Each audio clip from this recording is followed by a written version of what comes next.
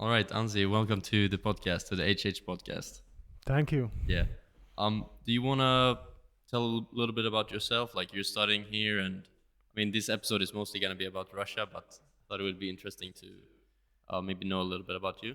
Yeah, well, uh, I'm from Finland, from the city of Jyväskylä in central Finland, where uh, there's a nice university over there, and I studied history. It is my fifth year, and then I decided to come to Latvia to do my Russian studies. I was always interested in Russian language, and well, here was my chance, sort of.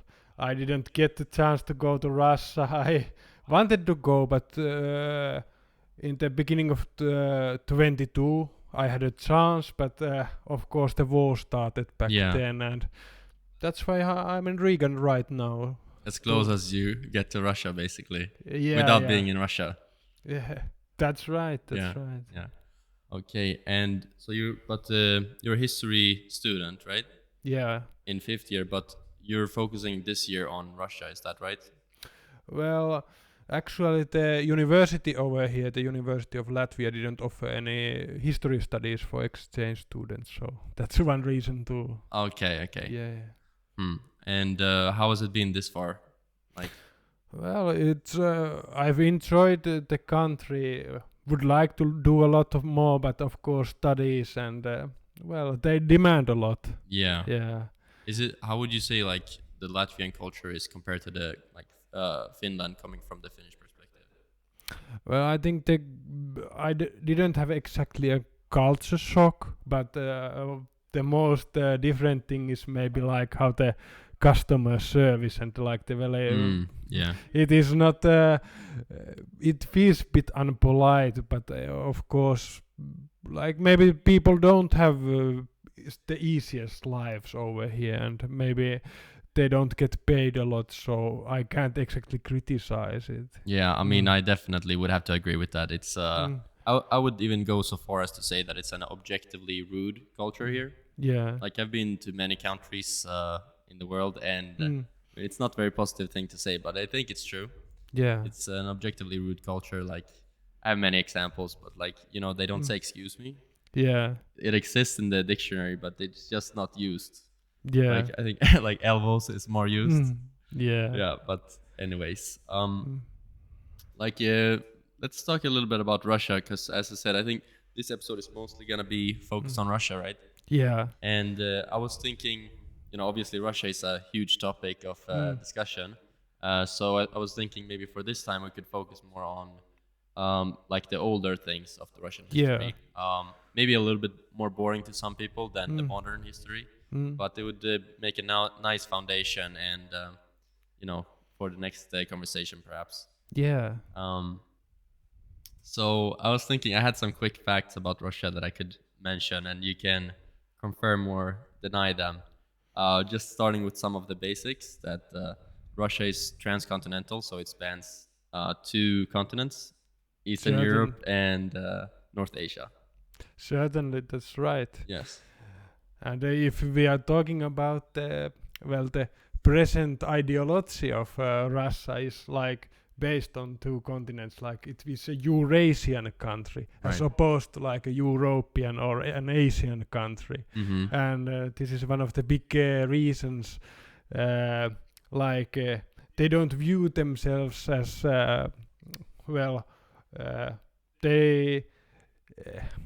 they are different from Europeans in that sense.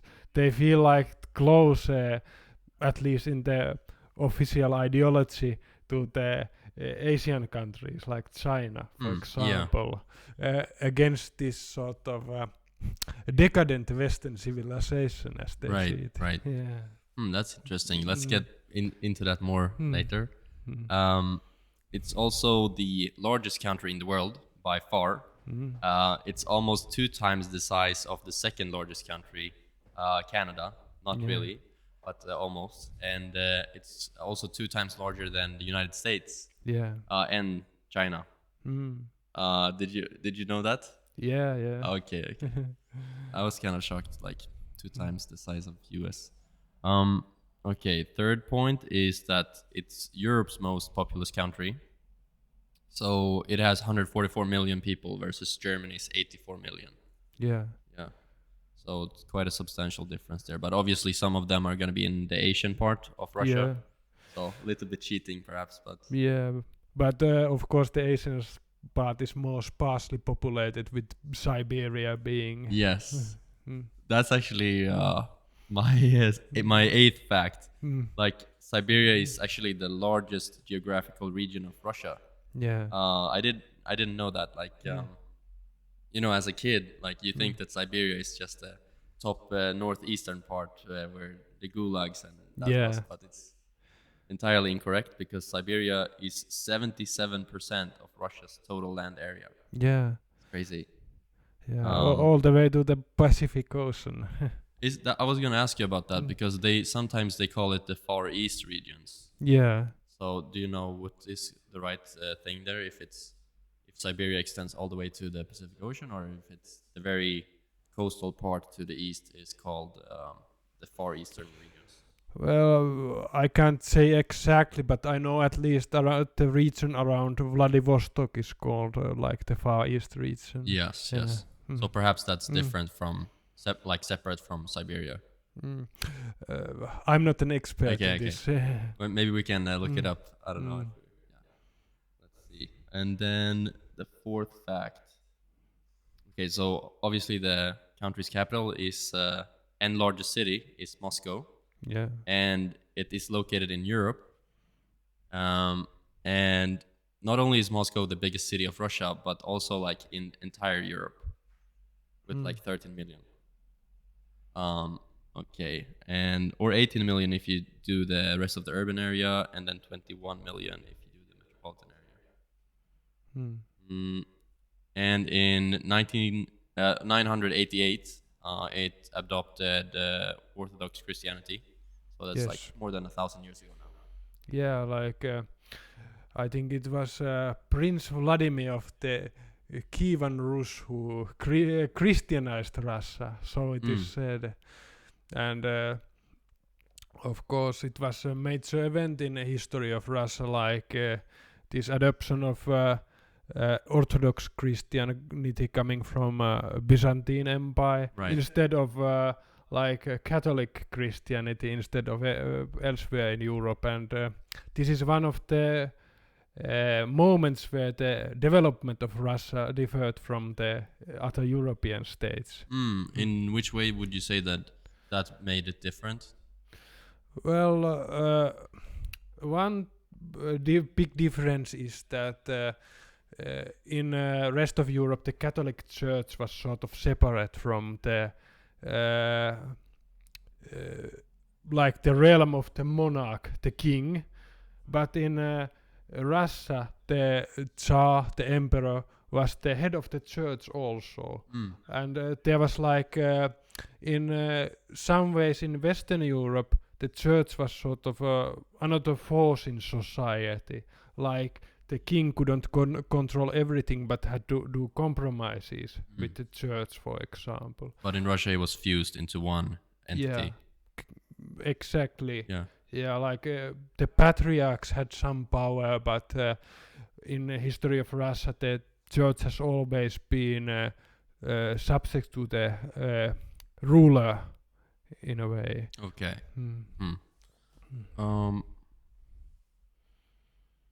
And some other random fact, I'm sure we're gonna go through this later, but just some quick facts. It's that in fact Napoleon was not the only one to conquer Moscow.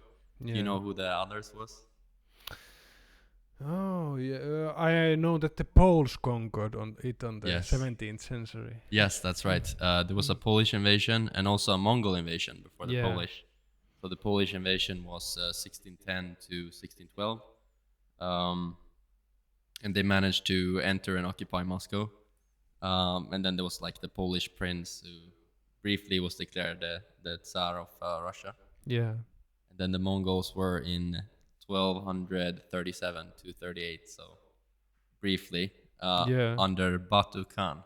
Yeah, but that too is a very important period in Russian history. Like it is said that because of the Mongols, Russian development also became different from the European countries, as the sort of they destroyed a lot of the Russian culture, but it was because of Mongol invasion. It was possible for the then city of Moscow to become the ruler of Russia, like the leading city in Russia, leading principality in Russia.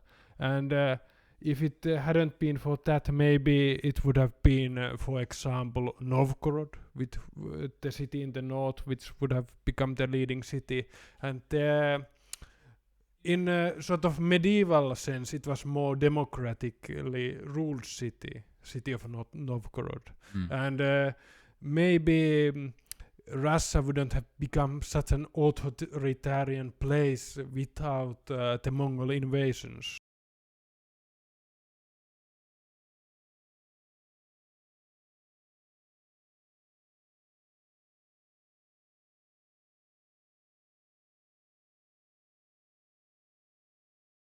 I see. Yeah. So that was like obviously a close enemy to them, right? Yeah. Mongols. Yeah.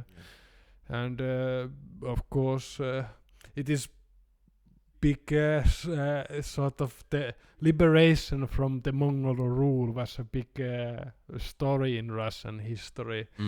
Like, but it is sort of a contradictory historical memory about the Mongol invasions, because in some sense some Russians who are not favorably disposed to West, they think that maybe it helped make Russia sort of unique in a way, that there was this Mongol Eastern influence, and Russia sort of didn't become like other Western European countries, for example. I see. I was thinking after this we could maybe go through chronologically, if that would be okay with you. Yeah, certainly. Okay, great. And lastly, I think it would also be a good introduction to Russia for the people who don't know, like the national anthem, because I think it's a little bit symbolic, and it can summarize the Russian spirit. And it's actually today it's the same one that was from the Soviet Union. Like the melody is, but the lyrics are a little bit changed. So I'll just read the lyrics briefly, so people can get an understanding.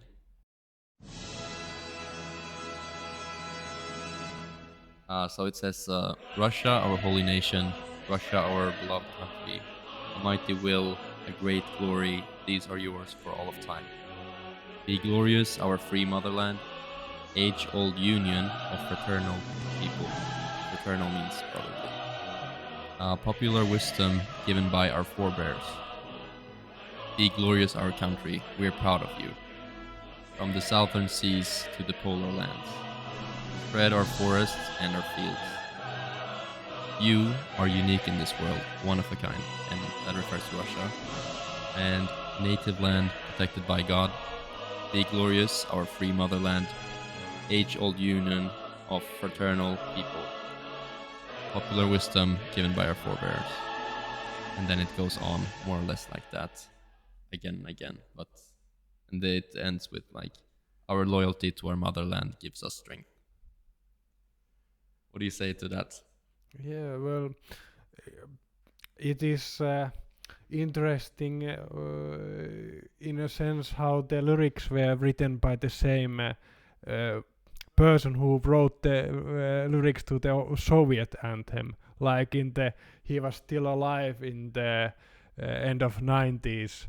With the beginning of the 21st century, when Putin came to power and restored the old Soviet anthem, and he rewrote them, and well,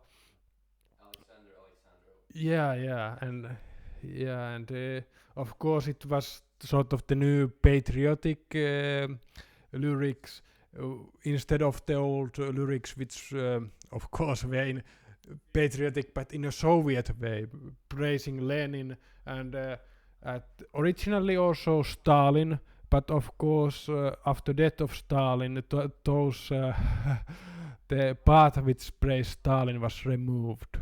Yeah. So do you mean that when you say that he restored it, do you mean that it was firstly removed after the fall of the Soviet Union?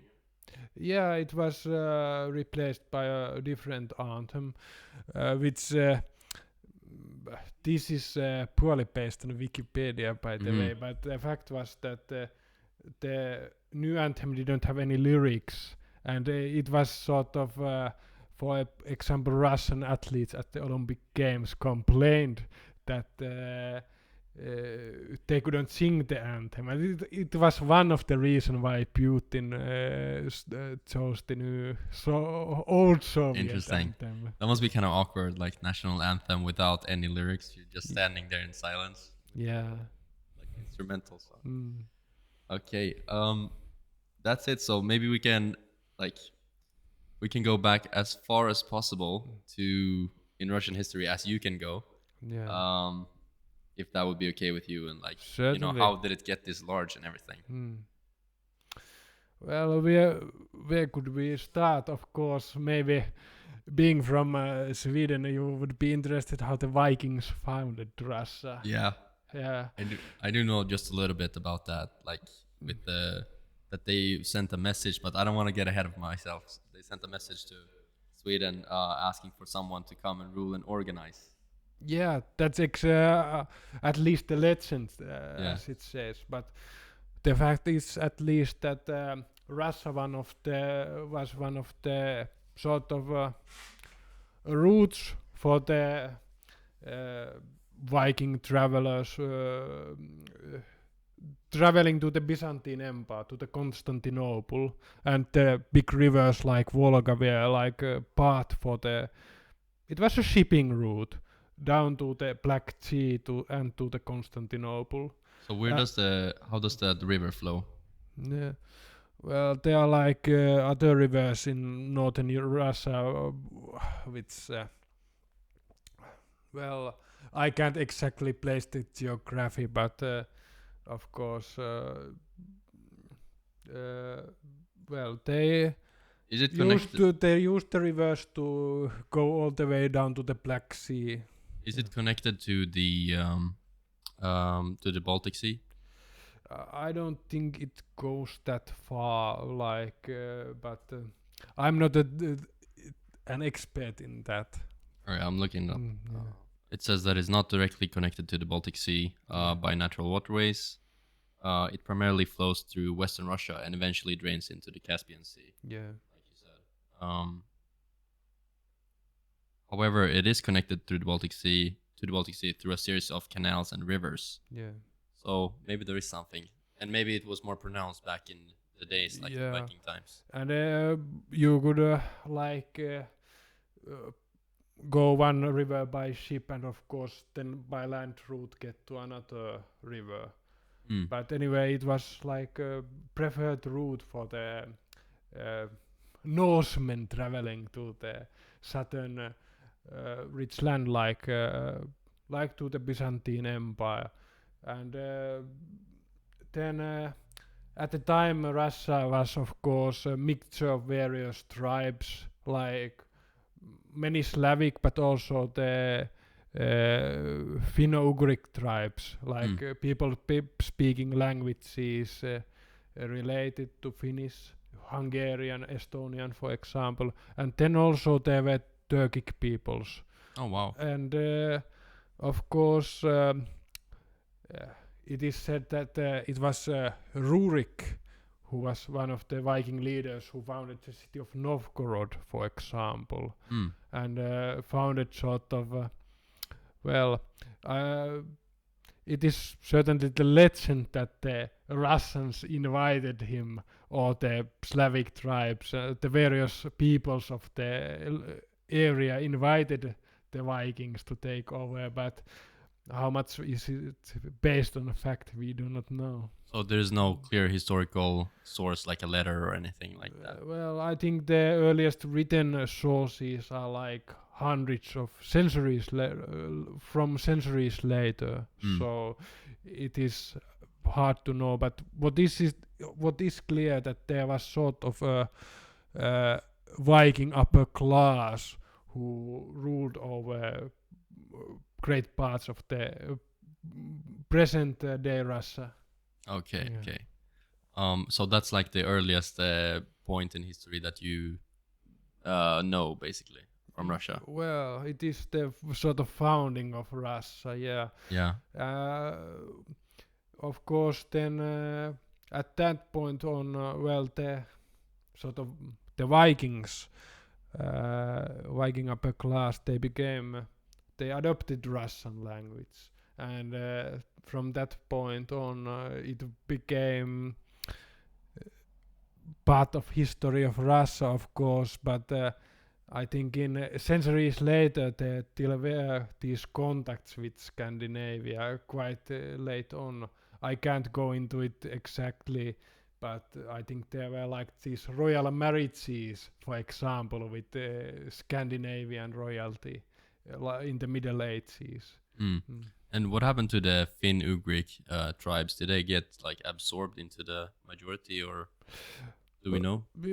I think they for the most part became assimilated, but of course there are still in present day in Russia many Finno-Ugric peoples, but I think their languages are sort of threatened in today's situation. So less and less, especially younger people, speak languages like Komi or Mordvin languages and Udmurt.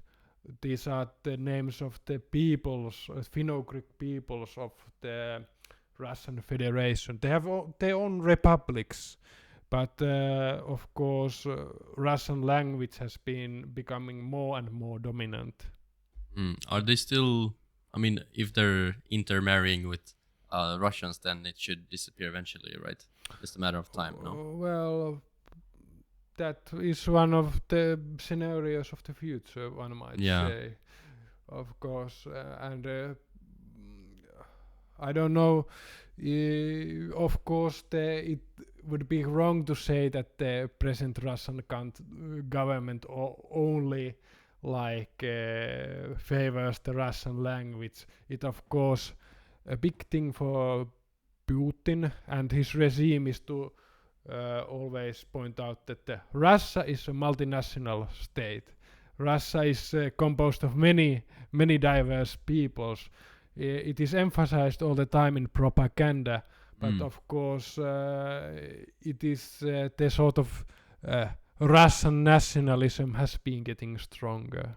Okay, but they're not making the ethnicity of the people a part of the nationalism, like a homogeneous ethnicity. That's not none of their focus. Rather the opposite. Let's say that Putin has sort of a vision of a multinational Russia where the Russian language is sort of a unifying factor in Russian Federation. It is like bit like in the Soviet days, where all the time it was pointed out that the Soviet Union is a multinational country, but the Russians are the sort of central people in this narrative, sort of the most important people in Soviet Union. Okay, that's interesting. Yeah. It's always interesting how the unifying story of the country, 'cause that's it is just a story after all. Yeah. Oh, it's interesting. And what happened to the Turkish people? You mentioned there were some Turks also. Well, there are still Tatarstan, for example, is one of the republics of Russia. They actually the sort of Turkic languages are more alive today in Russia, and one of the reasons is because of Islam.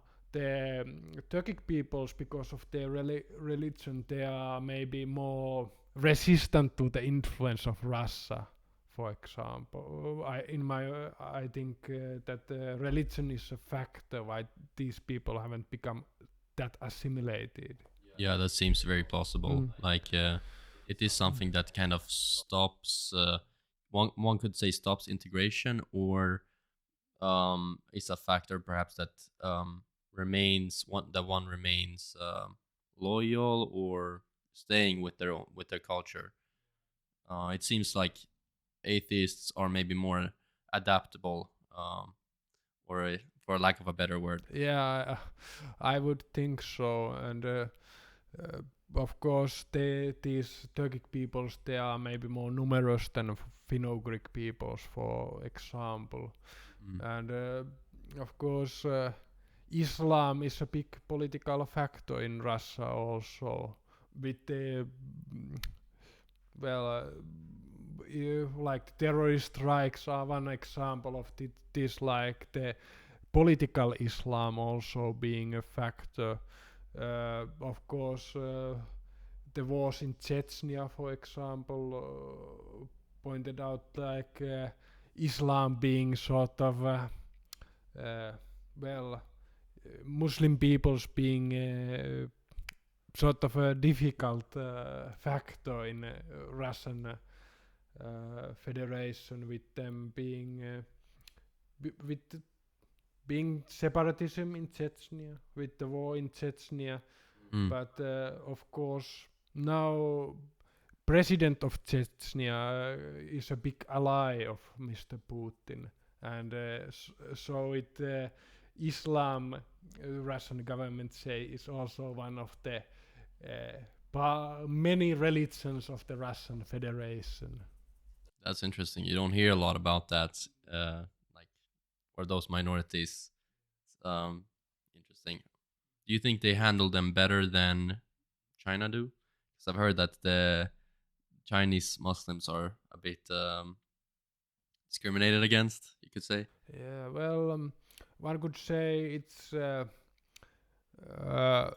war in Chechnya. Well, actually, the two wars in Chechnya were really brutal. But of course, after the war in Chechnya, the pro-Moscow Chechen Republic, it got really strong autonomy, and like it is almost like Chechnya has its own army in a way.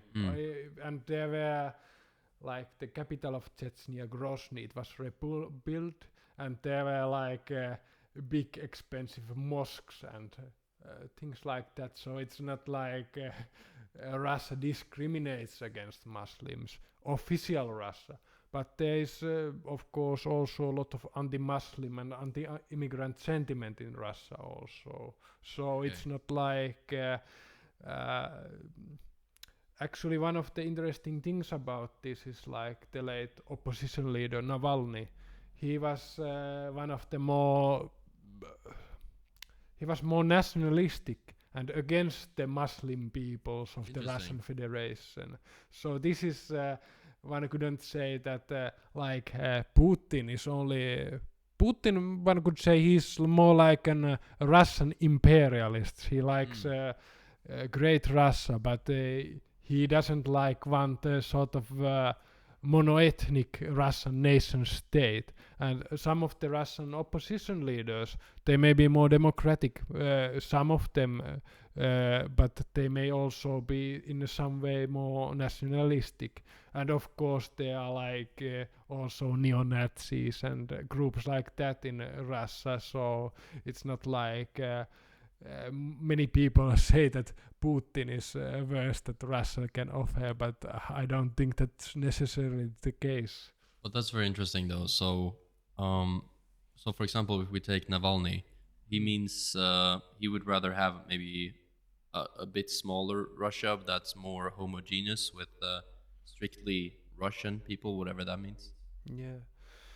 Well, one of the slogans of the Navalny movement was sort of don't feed the Caucasus, which meant that Russia should stop sending money to the Muslim majority republics in the Caucasus region. And before, well, Navalny was one alternative to the Putin's vision of Russia before, of course, his death. Okay, we're getting ahead of ourselves. Yeah. This topic for the next episode, maybe for Yeah. more modern Russian history. But Yeah. getting back to the Vikings, I suppose. So they integrated and they became an upper class, like you mentioned. Yeah. And then there was this other tribes like the Hungarian, or what's it called? Well, not Hungarians, but anyway, related people. Ugric, Finno-Ugric peoples. Yeah, Mordovins, Maris, Komis, and so forth. And the Turkish. Yeah, for example, I don't know, Tatars maybe came later, but peoples like people speaking related languages. Yeah, and of course it was a sort of one couldn't speak of a state in a modern sense, but there was like this big area ruled by sort of descendants of those Viking rulers, and it was a big collection of small principalities rather than a united state, one might say. And it was one of the reasons why Russia became victim to the Mongol invasions, because the various Russian principality states were so divided, fighting with each other. That does seem like a natural disadvantage of ruling such a big territory, or like a natural challenge would be a unifying rubric. Yeah. Like try uniting whole of Europe into one ideology would be very difficult, and somehow Russia managed to do that. Today at least. But, well, I think one of the big reasons why it became a sort of unified state was the experience of the Mongol invasions. Like it showed that sort of only a strong unitary state was possible in it is from a historian's point of view, it would be strong to speak of a state, because it wasn't certainly a modern state, but anyway, it was a big sort of realm where there was one ruler, and which didn't it didn't have like in Western Europe there was feudalism with all the vassals of the king having a lot of power, but in Russia, ruler he owned almost all land and could dispose of the nobles as he liked, almost. okay, so this is a simplification, of course. yes. Yeah. So although it wasn't completely unified, everybody was submissive to a power, to central power. Yeah, but this was at least after the Mongol rule, after Moscow broke away from the Mongol Khans and became the sort of leading state in Russia. The one sort of principality, later an empire, which subjugated all the other Russian principalities. Yeah, it does make sense, like because we see that even in modern history, and that how a large threat can unify a people. Yeah. Like I was thinking about the Mongols now, that can unify them. Like we saw that with the United States, for example, is the prime example, where 9/11 made like a huge rise in nationalism in the US, where everybody started to feel as one team again. So I could imagine that it would be some similar effects like that. Yeah. Yeah, and of course, it in Russian history, Russia is one of those United States is a lucky country in a way because it is separated by two oceans from all the other major rivals. But as you talked earlier about Moscow, for example, it is a country and a city which is sort of open to invasions. So Hitler got close to Moscow, Napoleon got in, also the Poles and also the Mongols. So a strong unitary state was necessary for Russia because it is a really hard country to defend.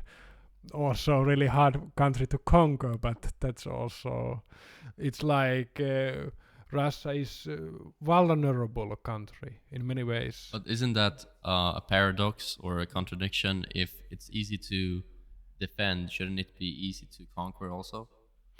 Well, I think one of the reasons Russia has expanded so far is that it has also always sought more defensible borders.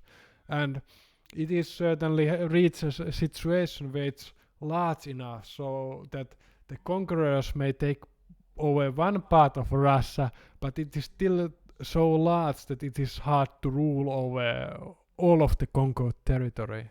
That's interesting. Kind of like a castle that you can retreat to the inner walls type of a thing, and then do a counterattack later. Yeah, and it is like, it is not unique in the history of empires. Like Roman Empire, it always expanded to include more defensible borders until it controlled much of the known world. When you say that they attained more defensible borders, so you mean that like we have a border now, but we take some more until a better point that's more easy to defend? Yeah, well, one could say that, but one problem is, of course, when you conquer a new place, you'll meet new peoples and make new enemies. So there is never sort of a point where you are so secure, and you almost always have to expand. And Russian Empire became so large that and included so many diverse peoples. So eventually it got so large it broke down from within, but that is of course from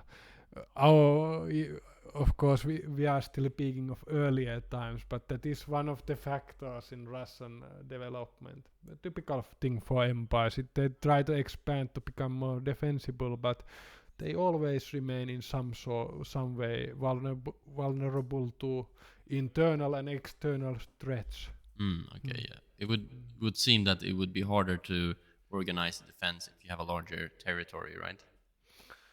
Well, of course, then you have more manpower and more natural resources, of course. Well, that's helpful to have more bigger armies. Yeah. But somehow you need to. I mean, it's pros and cons, I suppose.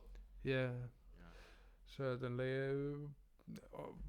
It being a superpower, a great power, has its advantages, but of course, no human-made creation is like invulnerable and without its own sort of faults.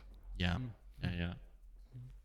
It's making me think of like too big to fail, like some of these American giant companies, like I don't know, Microsoft or Apple, like they can make terrible strategic decisions and still somehow survive. Yeah. I don't know, it's somewhat similar. I think it's a very good comparison in a way. It is like Russia can lose millions of soldiers in a war, but still become sort of always gather its resources, maybe rest for a while and become powerful again. That's crazy. Yeah. Okay, so what year are we in? If we were gonna go chronologically with the Vikings and forward, what year are we at? Well, maybe next point of reference would be the 16th century, like the time of the Ivan the Terrible. And at that time, it was no longer Moscow, one could say, but we could speak of sort of Ivan the Terrible called himself Tsar of Russia, and at that time, well, the Mongol threat was over. So one of the big achievements of Ivan the Terrible was conquest of Kazan, which was one of the descendant states of Mongols, one could say, and of course this meant the end of the Mongol threat in a symbolical sense to Russia. So it was one of the big Milestones. yeah, one could say so. So And Ivan, that was Ivan's accomplishment. yeah, Ivan the Terrible. Well, he expanded Russia, but of course he also was a very brutal ruler with one of the he also crushed sort of any sort of independence of nobility, for example, of the church, and it he modernized Russia, but also Russia of his time was very somewhat isolated from the West, like there were no contacts with the West at the time, and so Russia didn't have a renaissance, for example, and it was the reason was also because Orthodox Church didn't want such influences, but also because rulers like Ivan made Russia separate from the Western Europe, from the European states. Okay, two questions. Mm. Ivan the Terrible, it must not have been a self-assigned name. Yeah, well, I don't certainly think it wasn't, and it was, well, his reputation wasn't favorable, and he of course ended up in many wars with Sweden, for example.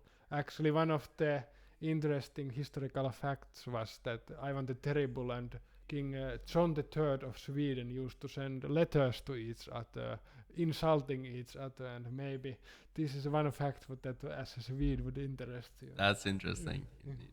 And second question pertains to the Mongols. So you said that he kind of neutralized that threat. Well, one could say that it was sort of over already, but of course it was one could show that Mongols in no way they couldn't like the last of the Mongol successor states were destroyed back then. So it's like one could say that in Crimea there was still like one of the states left, but anyway there wasn't sort of it was a symbolic victory over the long Mongol yoke, if you could say that. And what was it that made the Mongol opposition like so fierce? Like, what did they? Was it the horse warfare, or what was it that was so bad? Well, of course, when the Mongols conquered Russia, it was, of course, they were one of the most organized sort of, with tens of thousands of armed horsemen, force to be reckoned with. But then afterwards, well, Mongol Empire became more divided, it was weakened, and of course, when Ivan the Terrible was ruling, of course, Mongols they were much weaker position, like the Tatars and the Mongols were in a much more weaker position. So one couldn't speak that at that time they were not as strong as they were earlier. Okay. Yeah. Do you know when did they peak, the Mongols, at their strength? At the 1200s in the 13th century. So Okay. yeah. Okay. But with Ivan the Terrible, that was 1600s. You said? Yeah. So I guess there was no guns yet, or was there? Well, there was artillery. There was. Okay. Yeah, and of course it helped a lot to with the conquest of Kazan and other Mongol principalities. And Ivan the Terrible at that time achieved a great Russian empire, but of course then happened one of the periods, and the Russian history has quite a few of them when sort of internal turmoil compared with external threats destroyed sort of previously stable situation. So after Ivan the Terrible died, he didn't have a sort of strong successor, and Russia there became sort of a period of chaos, and which was exactly when, as you said, Poles invaded country, for example, and Swedes also, like Swedish army conquered Novgorod and so forth.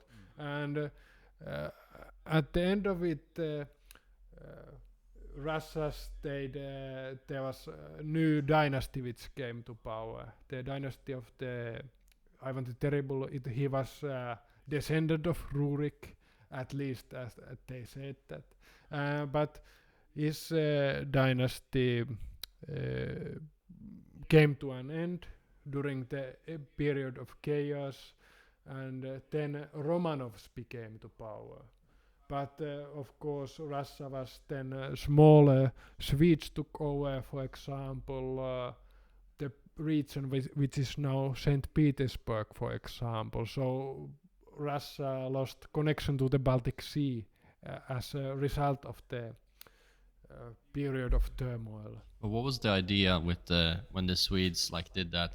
Was it just to gain resources, because, or was it a long-term goal? Because it seems like very foolish to believe that you could hold that territory. Well, maybe for the Swedes as well, it was a search for more defensible borders, or at least to block the Russian way to the Baltic Sea, at least. But I'm not exactly an expert of the period of turmoil, so I can't exactly say the motives for sure. That much I know that Swedes had an interest of installing their own claimant to the throne of Russia. This didn't succeed, but as a result of the long wars with Russia during the period of turmoil, Sweden gained a lot of territory. But it's also a little bit weird how, since the Rurik was Swedish once upon a time, that the loyalty to Sweden was lost through the generations. Or maybe Sweden wasn't really a thing when he came there. Well, it wasn't a thing, and one could say that the Viking nobility in Russia, it rather fast became assimilated to the Slavic peoples. The rulers of Russia started to speaking Russian or early Russian language. I see. Okay, so what happened then after Ivan the Terrible? There was some turmoil, and why didn't he give the power to his son, for example? He killed one of his sons, I remember. Oh. So that is one of the reasons maybe succession wasn't in order. So there is actually a rather famous painting which you can find on internet about the sort of distraught Ivan mourning at the body of his son. Oh, why did he kill him? Do we know? Well, Ivan had a sort of burst of anger, and he attacked the wife of his son, and the son tried to of course defend his wife, and there was a clash, and Ivan in anger killed his son. Wait, so his son defended the son's wife, or son's wife? Yeah, son's wife. Okay. Yeah. Well, so he didn't have a son after, no more sons after. I'm not certain, but there was sort of it was more unclear succession after that.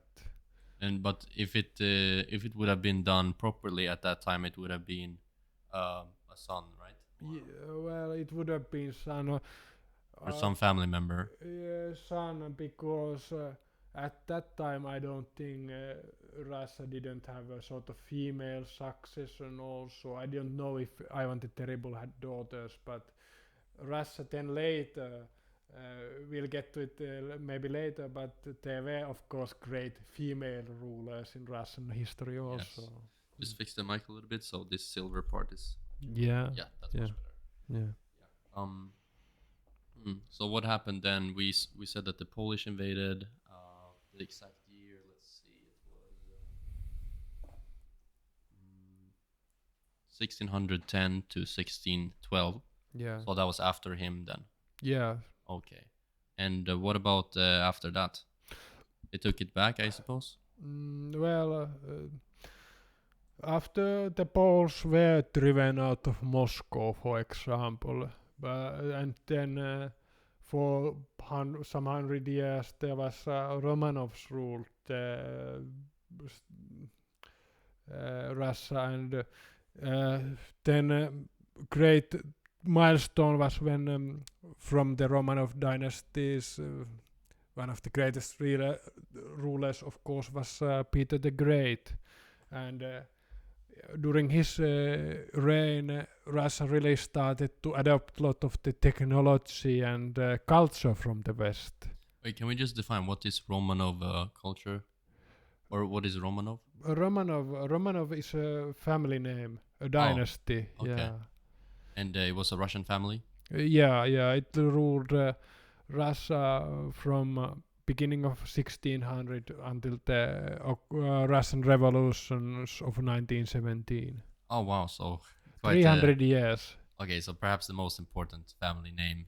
Well, maybe it one can say so. Maybe the family of the Rurikovitches was also very important, with all the way from Rurik to the Ivan the Terrible. But well, yeah, these two dynasties were the two big ruling families in Russian history. Okay, so just to be clear, Rurik's family started with him and ended with Ivan. Yeah. Of course, we don't know how many bastards and other were in, but at least that's the official lineage. Okay, and then we're coming to, what was his name again, the other family? Romanovs and Peter the Great. Yeah. Okay, how did they seize power after the Polish? Well, I think I've heard that I don't know how much of a fair election it was, but the ruling Russian nobles, they elected Mikhail Romanov, which was the head of the Romanov family, to become a Tsar during the period of turmoil. So there was an upper class in Russia? Yeah, noble class. It during the period of Ivan, it lost much of its power, but of course during the period of chaos, era of chaos, it became sort of temporarily more powerful again.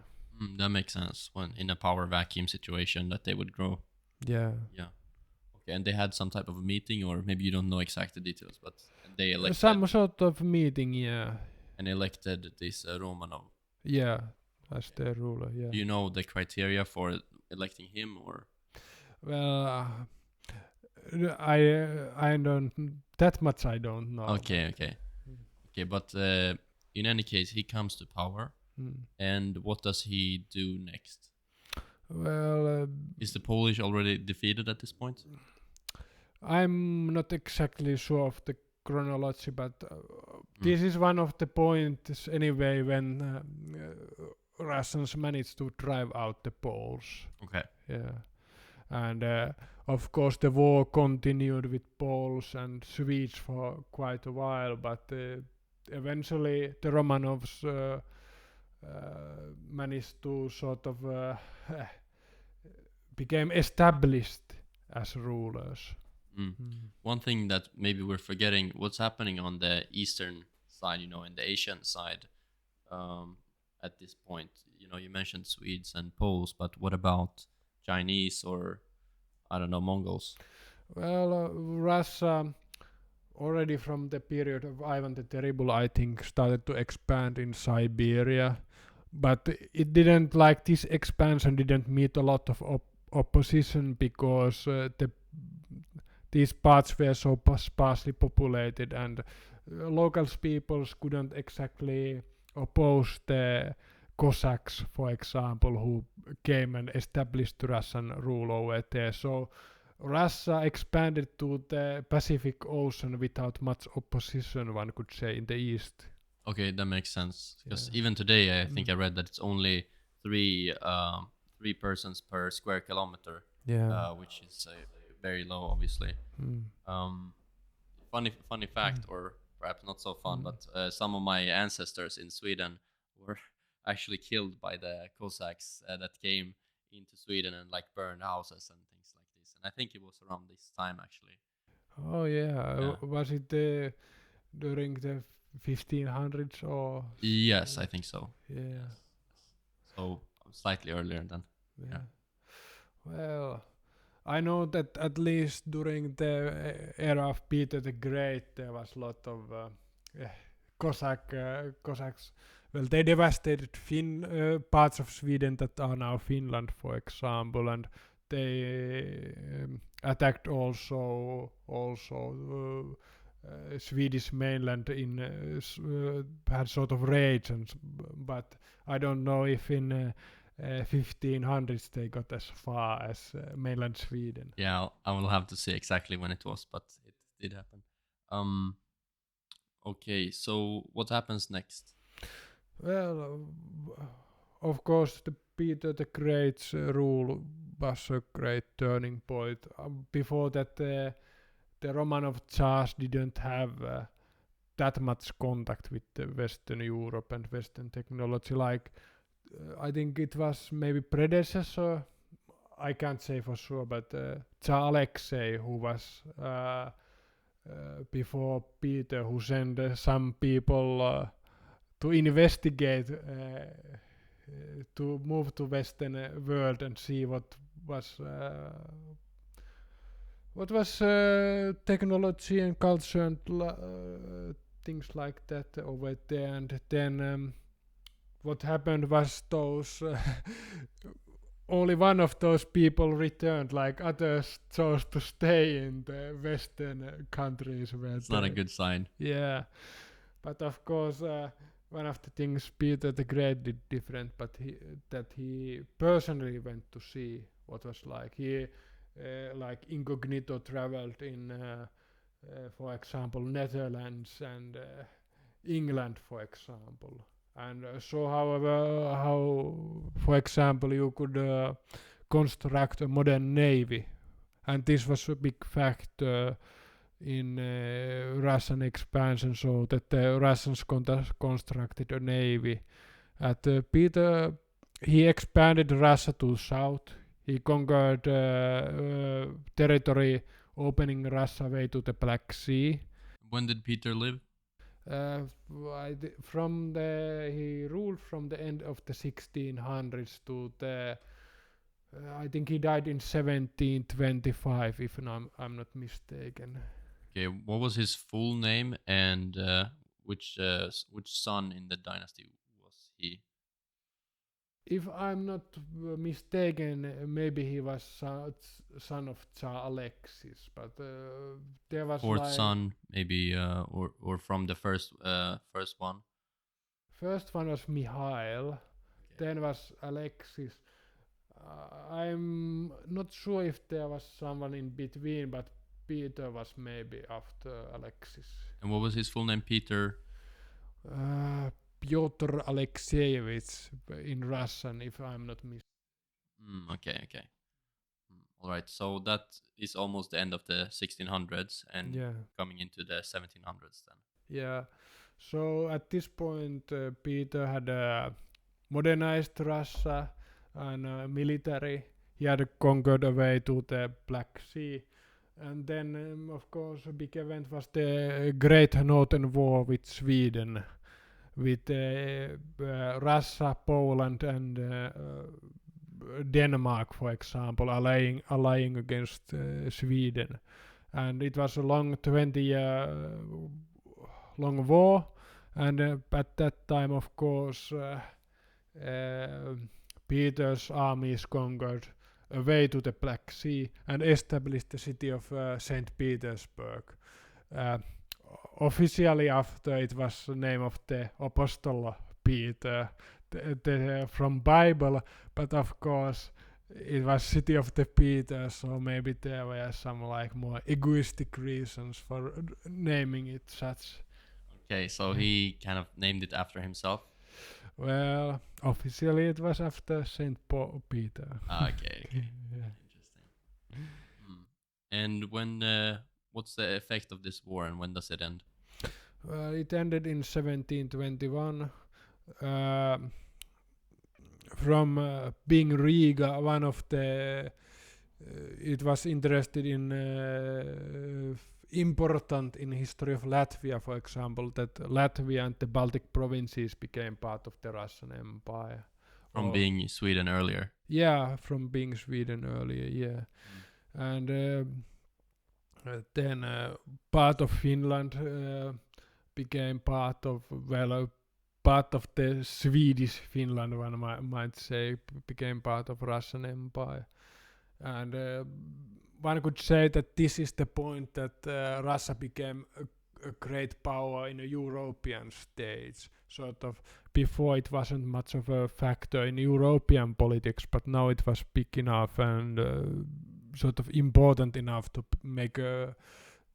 have a big role in the European great power politics.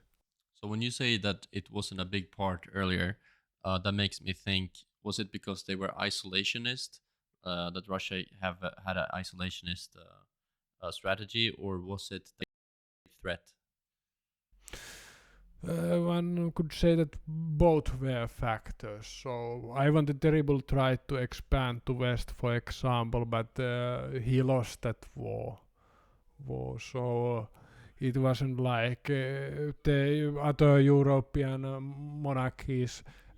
Sweden and Poland were at the time so strong that Russia couldn't really expand westward.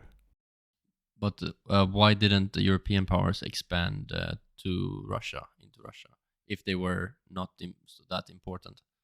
Well, during the period of turmoil, they tried. So Poland tried to install a Polish claimant to the Russian throne, and Sweden tried to install a Swedish claimant. So it wasn't for the lack of trying, one could say. Okay, that makes more sense. Yeah. And what happens after the war?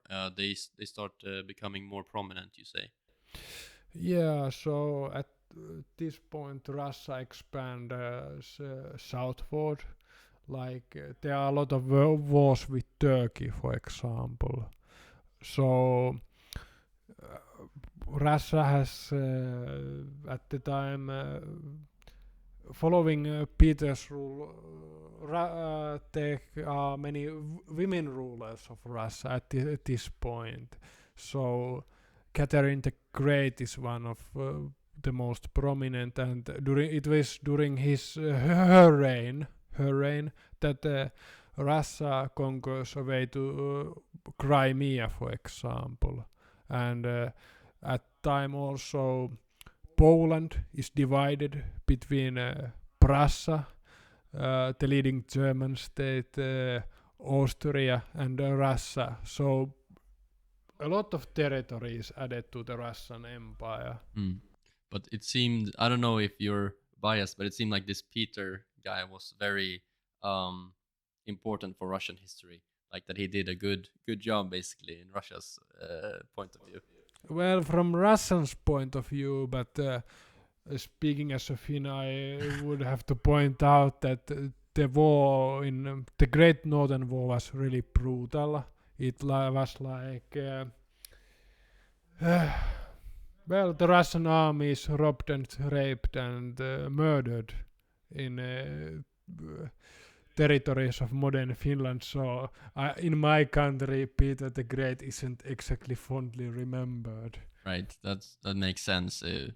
Like one man's gain is another man's loss, basically. Yeah.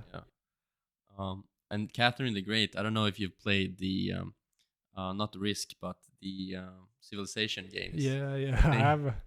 She's quite like she's one of the characters there. Very sexy in that game. Yeah. Okay, so she takes Crimea, and now what year are we now? Well, we are maybe around 1800, maybe a little bit before that, when Catherine the Great dies. Of course, maybe it's a good thing to talk some about the reforms Peter and his successors made. So at the time, well, Russian army was reformed. Like there were these uh, a lot of officers from other European, like Baltic German officers, being important in the Russian army at the time, and people from Netherlands, experts, helping to build up Russian army and navy.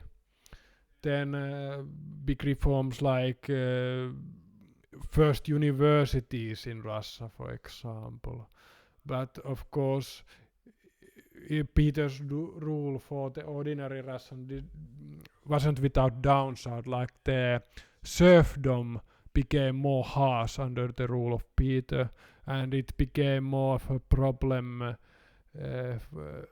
for Russia during his successors. So there were a lot of rebellions, peasant rebellions against the strict sort of serfdom.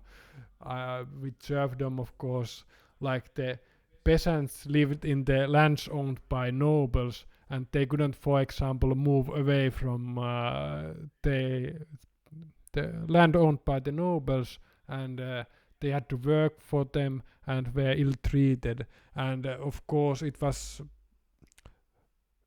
great reason for discontent for the Russian peasants because they didn't own their own land. And this was different from Sweden, for example, where the peasants, they owned their own land. There was a sort of independent peasant class. But in Russia, as in many other European states, there was this serfdom was a big factor in its development.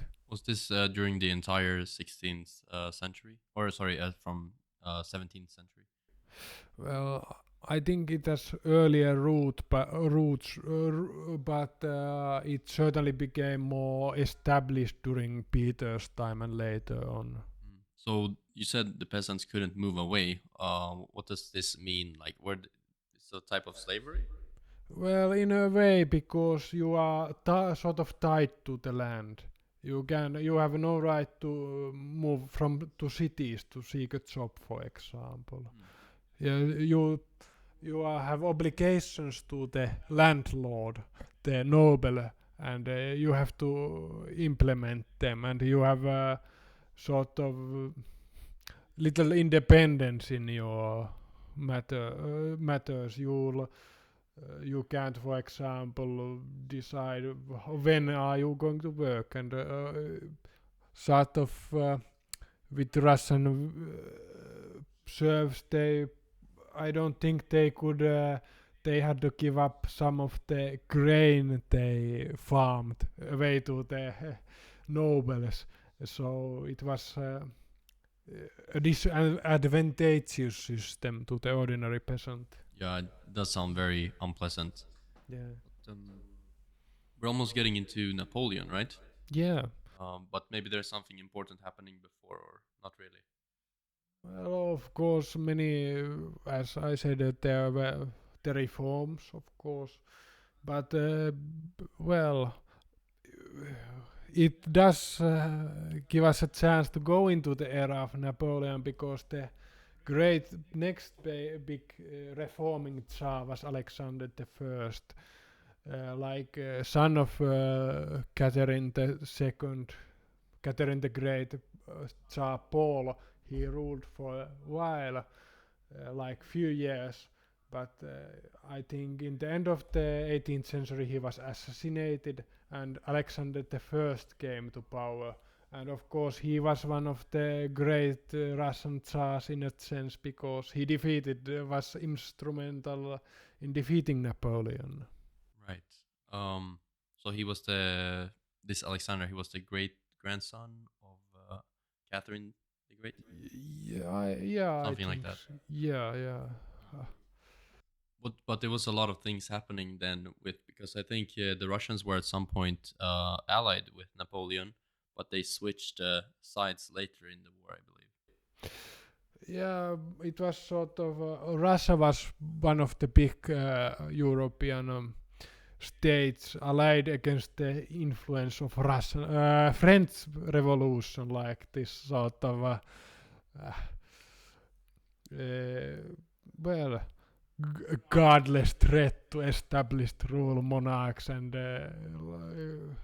rule of God and things like that. And of course, even when Napoleon, a more conservative ruler, became in power in France, he was still viewed a threat to the established European order. And all the various European states, from Great Britain to Austria and to Russia and Prussia, and they allied against Napoleon. But Napoleon defeated almost all of his opponents. Like the British were, of course, on their island, so he couldn't exactly threaten them. But Napoleon's armies, they defeated his opponents, and so Russia had an agreement with Napoleon in 1807, and then Russia for a while became an ally of Napoleon.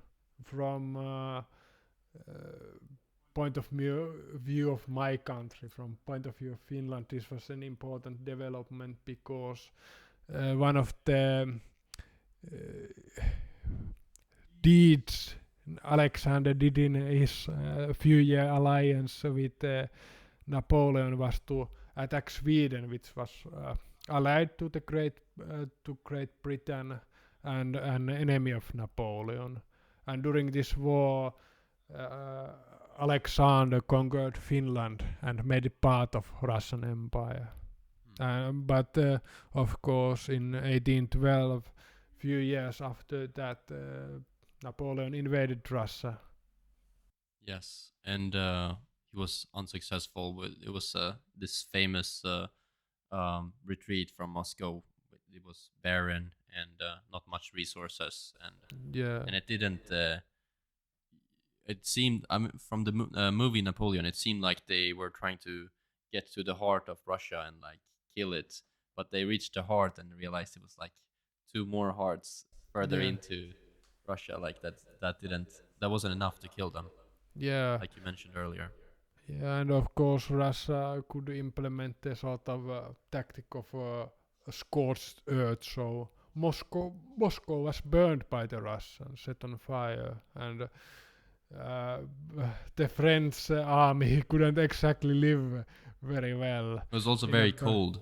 Yeah, cold winter, but of course I think when it was cold, French army was already in retreat, so they left Moscow. There was nothing to do there. It seemed like, at least I don't know too much, but it seemed like everybody had left and they had taken and burnt everything. So what was they to do there? And yeah, and they couldn't exactly follow the Russians as far as because they could retreat far to the east, and it was a big sort of strategic mistake for Napoleon to invade that far into Russia. Yeah, it's hard to understand what his motives were, to do that operation actually. Well, of course, there were like reasons for war in that sense that Napoleon wanted that Russia would stop trading with Great Britain, but Russia continued to do so. It was sort of a war to make Russia cut all contact with the British. So there was sort of a casus belli, a reason for war, but the big mistake was, of course, to invade that much far east.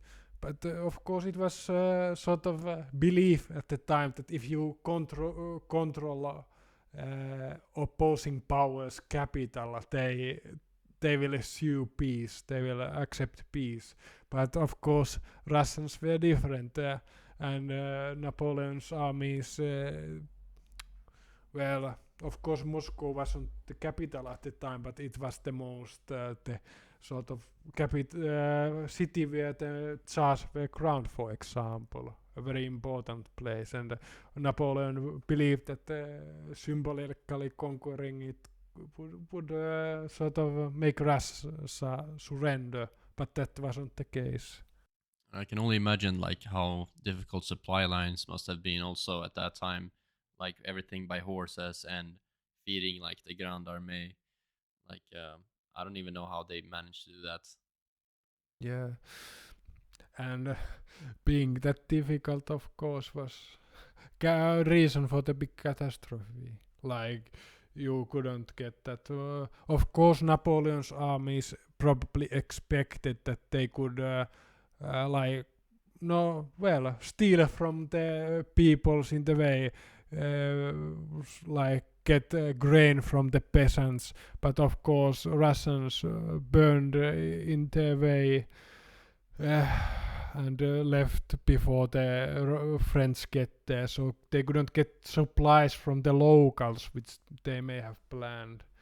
And the same thing happened during the Great Northern War earlier, like King Charles XII got into Ukraine, tried to advance toward Moscow and tried to get into Ukraine, but he couldn't. Simply, Russians had made it impossible him to get more supplies. So this was sort of, well, the long supply routes are one of the reasons why Russia is difficult to conquer.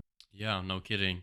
And I from what I've read also is that a lot of the times the supply shipments or the supply wagons with horses and stuff were cut off by bandits and things like small militia, that was too small to defeat, but yet large enough to occupy and steal some of this ammunition and food that was destined for the army. Yeah, like sort of partisan warfare, one Exactly. might say. And this is one of the themes portrayed in the famous book by Lev Tolstoy, for example. So there is the described how the sort of partisan units ambush Russian with retreating French supply. Was that also like a little bit of a tactic that the Mongols used, like that they sent one horseman and then he got chased and then they made an ambush when after? Did you hear anything about this? Well, I think, Mongols were famous for using this tactic of feint retreat. Yeah, faked retreat. Yeah. Feint. Oh, feint. Feint. Oh, okay. Oh, yeah. Okay. And yeah, but quickly before we move on from Napoleon, did you see the movie yet? I didn't see, so I have heard that there were like different sort of reviews how good it was, but Yeah, I don't know. it wasn't great. I actually saw it 2 times. Not because that it was so good, but it was a fascinating story. For like I hadn't heard much about Napoleon before that, and but so I thought it was good the first time I watched it, but because the story of Napoleon is so fascinating. But then when I started doing more research after, it turned out they actually kind of butchered it, and they didn't. Even though they portrayed it so badly, it still was okay movie to watch because the story is so good. Yeah. Yeah. So I don't think they paid it the respect that it deserves. But yeah. So anyway, so Napoleon fails there, and he's exiled and things like this, and this is enough of Russia's concerns. But what does Russia do in this situation when Napoleon is gone? Do we know that? Well, Russia becomes sort of major player in European politics, like one of they sort of an informal institution, one might say.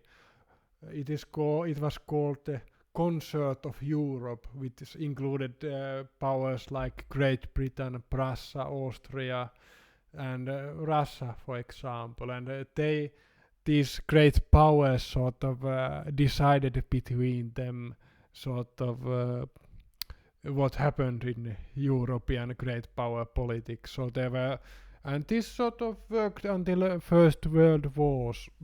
In sort of works. It collapsed eventually, but like it was also there were many great power meetings and there were agreements. Of course, there were at times wars between great powers, like for the Russian Empire, maybe the most important. Maybe I'm getting ahead of myself, but it was the Crimean War, where Britain and France, old enemies, allied together to prevent Russia from destroying the Turkish Empire, the Ottoman Empire, and sort of one of the big, Russia tried to expand south at this point a lot, tried to get to the Mediterranean. Which year are we talking now? Because I think after Napoleon, it should be around 1830, 1850, or This is 1850s. Yeah. okay. Yeah. So, Russia fails in Crimean War to get to Mediterranean. It is defeated. British and French armies conquer Sevastopol in Crimea, and of course this is another point where Russia again has to do big reforms.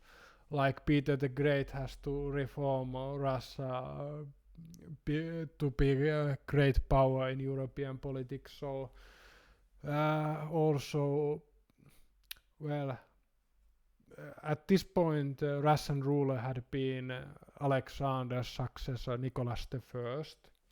He had been very much an autocratic Tsar who opposed revolutionary movements in Europe, like liberals and nationalists and like. And in some ways, it is an interesting historical comparison that he's one of the people, Nicholas I is one of the people with whom Putin is compared. Like was also a sort of autocratic ruler under whose rule was a lot of corruption under his regime and censorship and like. Well, Nicholas I failed during to win the Crimean War. He died during it, and his son Alexander II had to do big reforms after that. And at this point, there was this huge reform of abolishing the serfdom, so the serfs became free. Okay, so what was the role previous to this?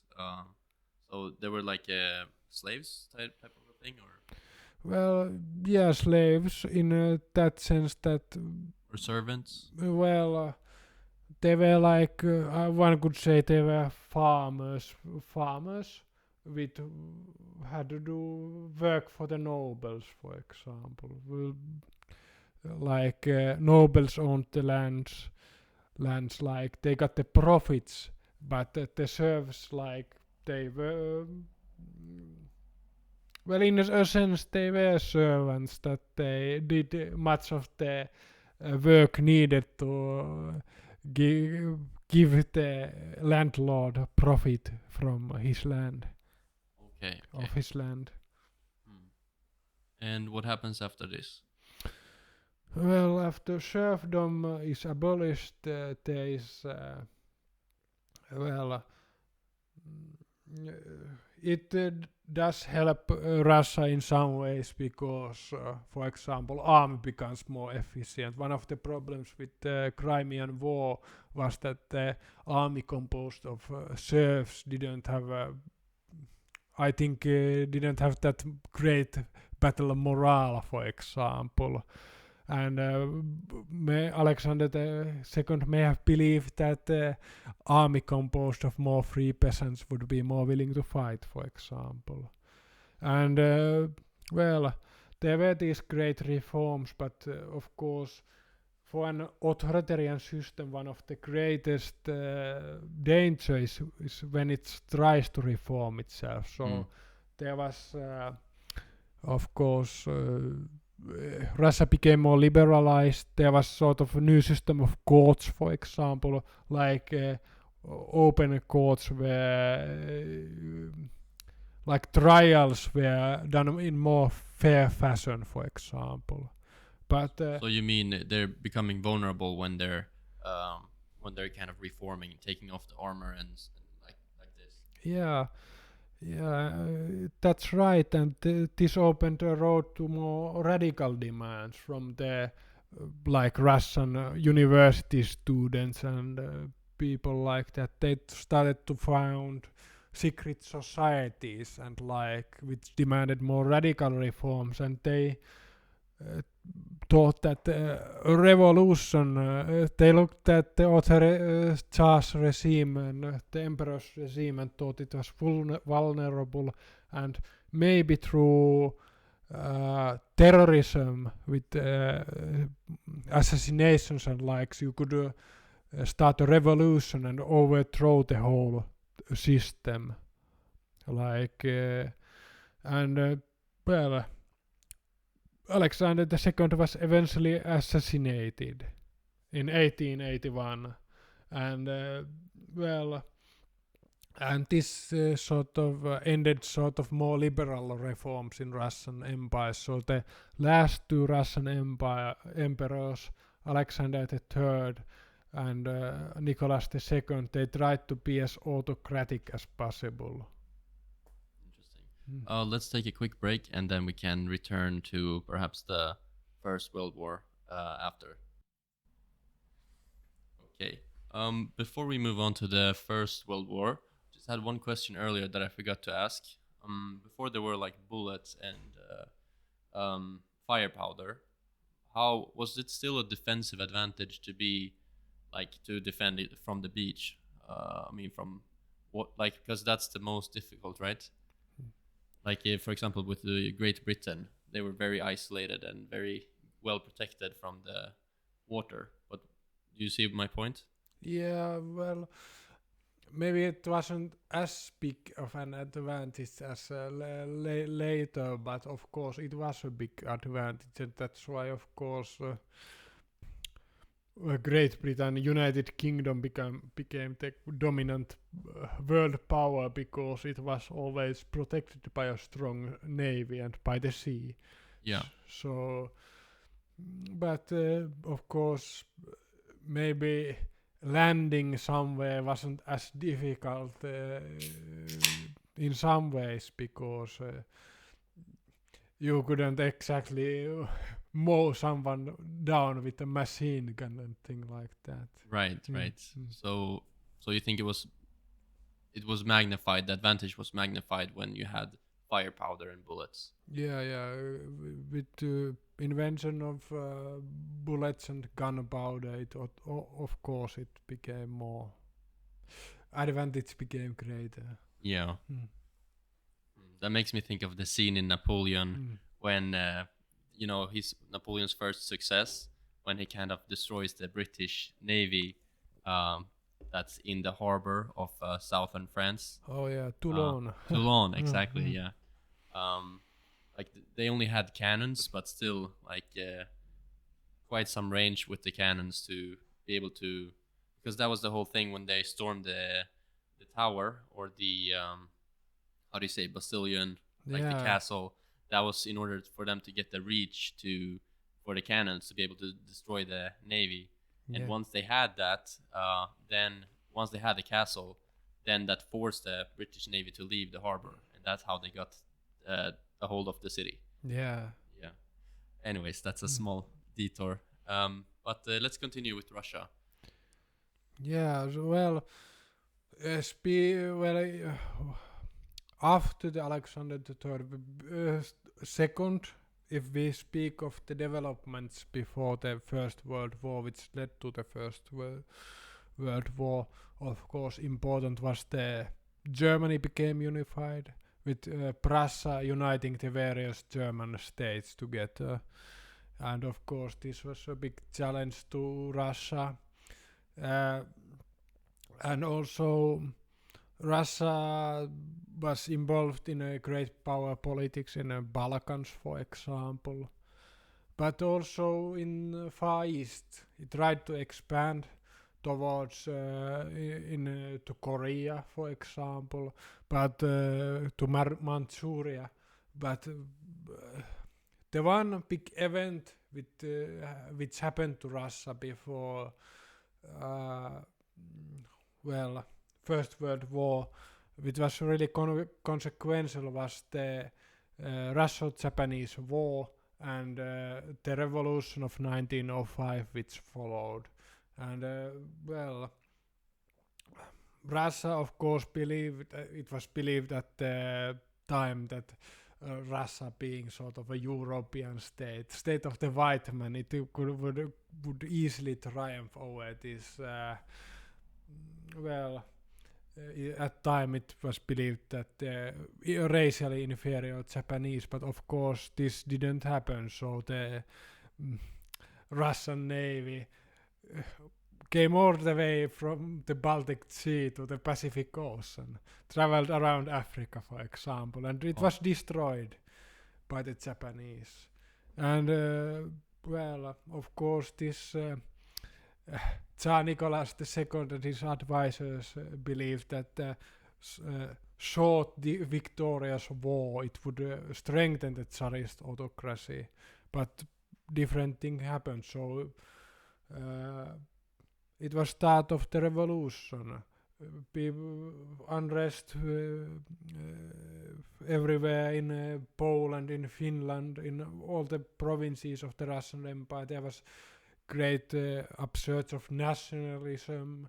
There were pogroms against the Jewish population, and Or what against the Jewish population? Pogroms. What's Yeah, that? like pogrom is sort of violent riot against it. The word pogrom in Russian, I think it means something like destruction, and it was actually quite it is one of the words that Russian language has given sort of the world. Like if you vodka and pogroms, maybe it is not the most positive words, but anyway, what happened was that Tsar Nicholas II had to make concessions. The first Russian parliament, the Duma, of course, this didn't last very long because for the Nicholas II wasn't exactly prepared to give up his powers, so he disbanded the parliament after a while and had a new one where there were like these all the conservative nobles and the like. So this was the first attempt at a sort of more democratic Russian representation, but of course it failed, and Nicholas II managed to restore order, but then of course all the seeds of the revolution remained, all the unrest, all the turmoil remained. But also maybe this Russian Empire of Nicholas II would have survived it all, because economically Russia was growing. It wasn't becoming as industrialized as the other European states as fastly, but it was quickly catching up as First World War became started. And people like Lenin, the revolutionary leader in exile, they feared that if everything goes as well for the Tsarist regime, as if no big changes come, then Tsarist regime would stay in power. And in a way, if there wouldn't have been First World War, there probably wouldn't have been any revolution. So it was sort of a peaceful development would have probably saved the Emperor Nicholas II's rule, but then So he was the last. Nicholas II was the last emperor of Russia. yeah, and he was sort of he was not a very prepared to rule Russian Empire, because his predecessor, his father Alexander the Third, hadn't really taught him how to rule, because he believed he would live much longer, and Nicholas II was unprepared to rule Russian Empire, and it was said that his character was one of the reasons why Russian Empire collapsed. He did great mistakes when ruling. Really? Well, how was he? Very young, or it was just inexperienced? Maybe both. One of the famous facts, of course, about Nicholas II, that he was under the influence of this monk Rasputin, who was, of course, not a good influence to have this sort of eccentric monk having influence in politics. It damaged the prestige of the Russian ruling family, and because he wasn't Rasputin had adventures with women and so it damaged the image of the. But anyway, this is one of the more popular facts. The fact anyway was that without all the war, anyway, maybe Nicholas II would have continued ruling anyway. But then again, Russia wanted to expand, it was hoped that Russia could eventually, if the Ottoman Empire collapsed, expand to the Mediterranean, for example. And this and the great power competition with Germany, for example, there was a belief that Russia could win a war with Germany, allied to Britain and France. So Russia sort of wanted to expand, but it was also afraid of the growing power of Germany, for example. And these were one of the few reasons for the beginning of the First World War. So they had the threat of the unification of Germany and industrialization as well. Yeah, although it must be said that Germans were at the same time afraid of Russia, because Russia was rapidly industrially expanding. As I said, it was not as expanding as fast as other European countries, but it had a huge manpower. Population was rapidly expanding. Its economy was expanding, and even I have even read in one book that if it hadn't been for the First World War and Revolution, the Russian Empire could have become something like United States is today.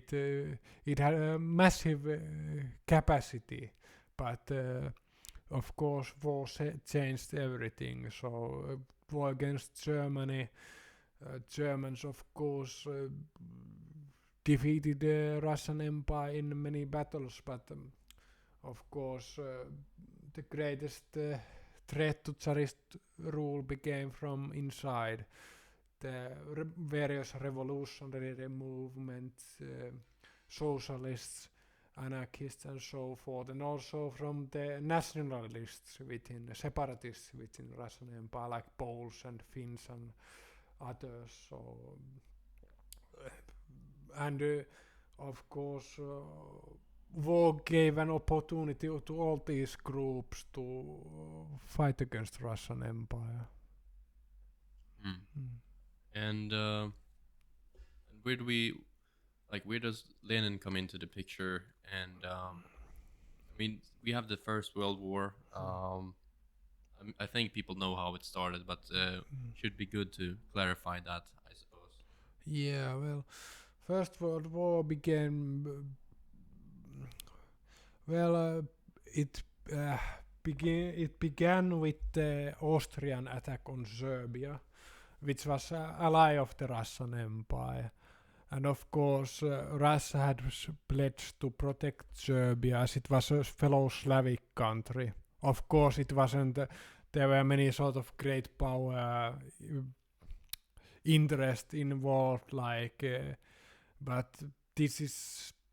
Yeah, if you want a simplified version, it was because Austria allied to Germany, attacked Serbia, and Russia, of course, wanted to defend Serbia, and allied with France and Great Britain, and with there was a chain of alliances which led the war between Austria and Serbia to become war between Austria, Hungary, and Serbia to become a world war. Yeah, and we had the Lenin and the Marxism taking place during this time. Yeah, and causing the Bolshevik revolution in when was this? 1917. Yeah. Yeah. Well, 1917 was year of two revolutions in Russia. So the first one was more sort of spontaneous events which overthrew the Tsarist regime. So soldiers and population of St. Petersburg revolted against Tsar, and Tsar had to step down from the throne. Then a provisional government became in power. It was more democratic, sort of. There were liberals and socialists involved. But this provisional government, it tried to keep its promises to its allies and tried to keep Russia in the First World War. And this, of course, was immensely unpopular with Russians. So, and the Bolsheviks used this discontent and the Russian defeats against Germany and its allies as a tool to agitate people against provisional government. And then later in the year 1917 there was again a revolution, or one might rather say it was a armed coup d'etat, where the Bolshevik-led soldiers and sailors overthrew the provisional government. So the first Russian revolution of 1917 was sort of more spontaneous uprising, and the other one was a Bolshevik plot. Interesting. Was there some type of peace agreement that was made between Germany and Russia at this time when they surrendered? Yeah, the Treaty of Brest-Litovsk, that is completely correct. In 1918 the Bolshevik government was forced to sign a peace treaty with Germany. And how do we define forced in this context? Well, in a sense that there wasn't much in the that Bolsheviks could do if Germans wanted to march to St. Petersburg, for example. So at this moment, the new Soviet government it barely controlled the territory outside Moscow and St. Petersburg. So, and there wasn't the Red Army was founded, but it didn't have really at this point capacity to fight. Oh, so the Red Army is strictly for the Communist Army and not for the Imperialist Army? Well, the Imperial Russian Army disintegrated following the revolution, but then Trotsky who was one of the well, he was one of the founders of the Red Army, and under him, of course, Bolsheviks started to organize a new Russian army, the Peasants and Workers Red Army. Okay. So then what? Well, I mean, like, for example, the peace treaty that was made with Germany. I guess it must have made Germany be able to take all of its troops from the Eastern Front to the Western Front.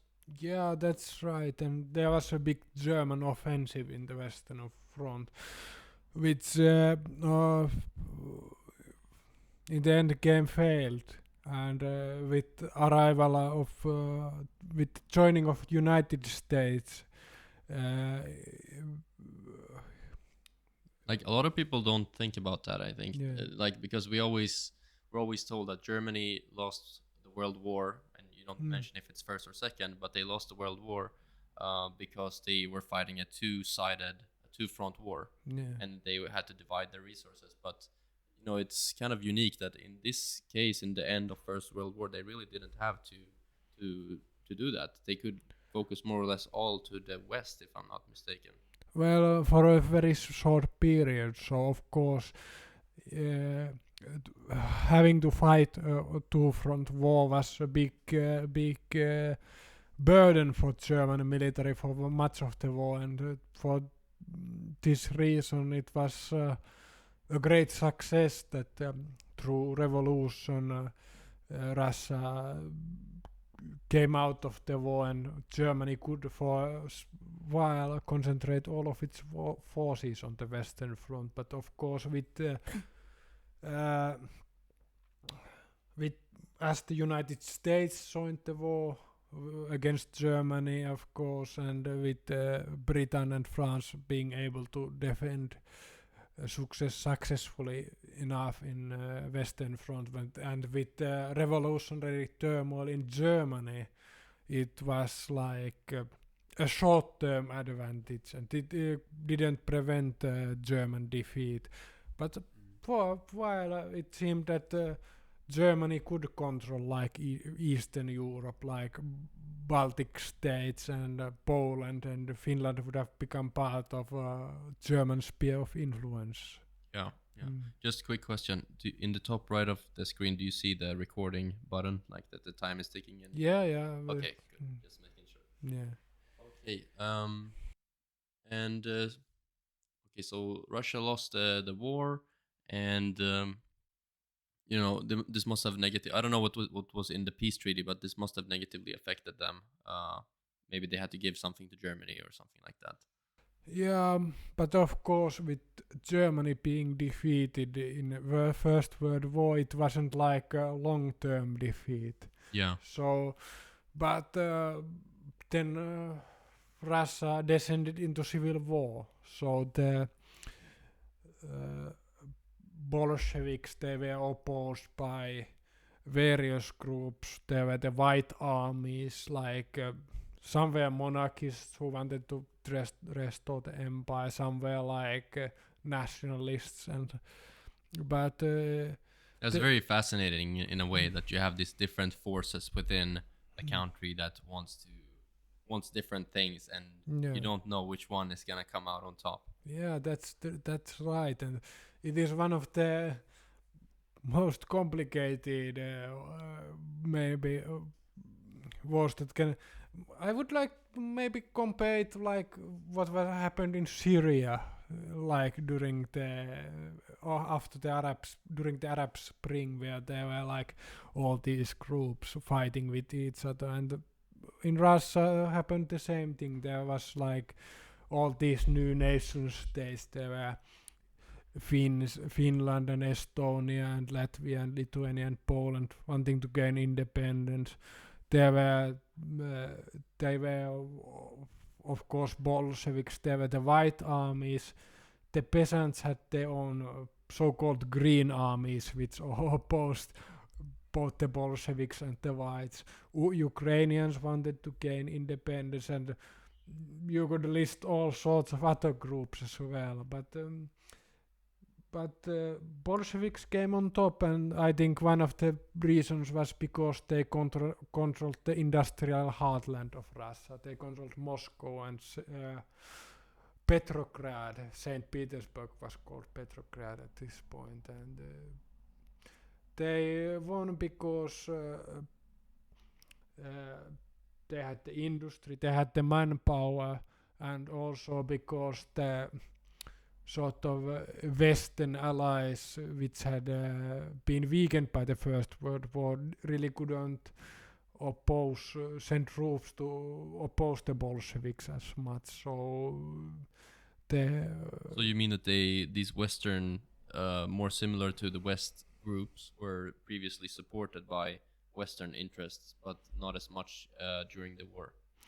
Well, the white armies, they were supported by France and Britain, for example. So, of course, during wartime, Russian Empire was allied to France and Britain, for example.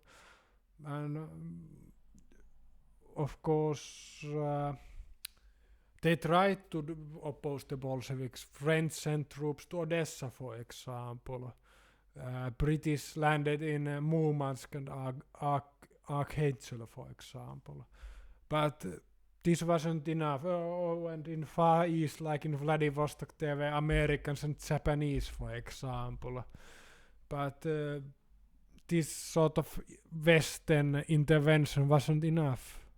And the white armies, they couldn't win, and they were faced with, of course, workers and peasants for the most part supported Bolsheviks.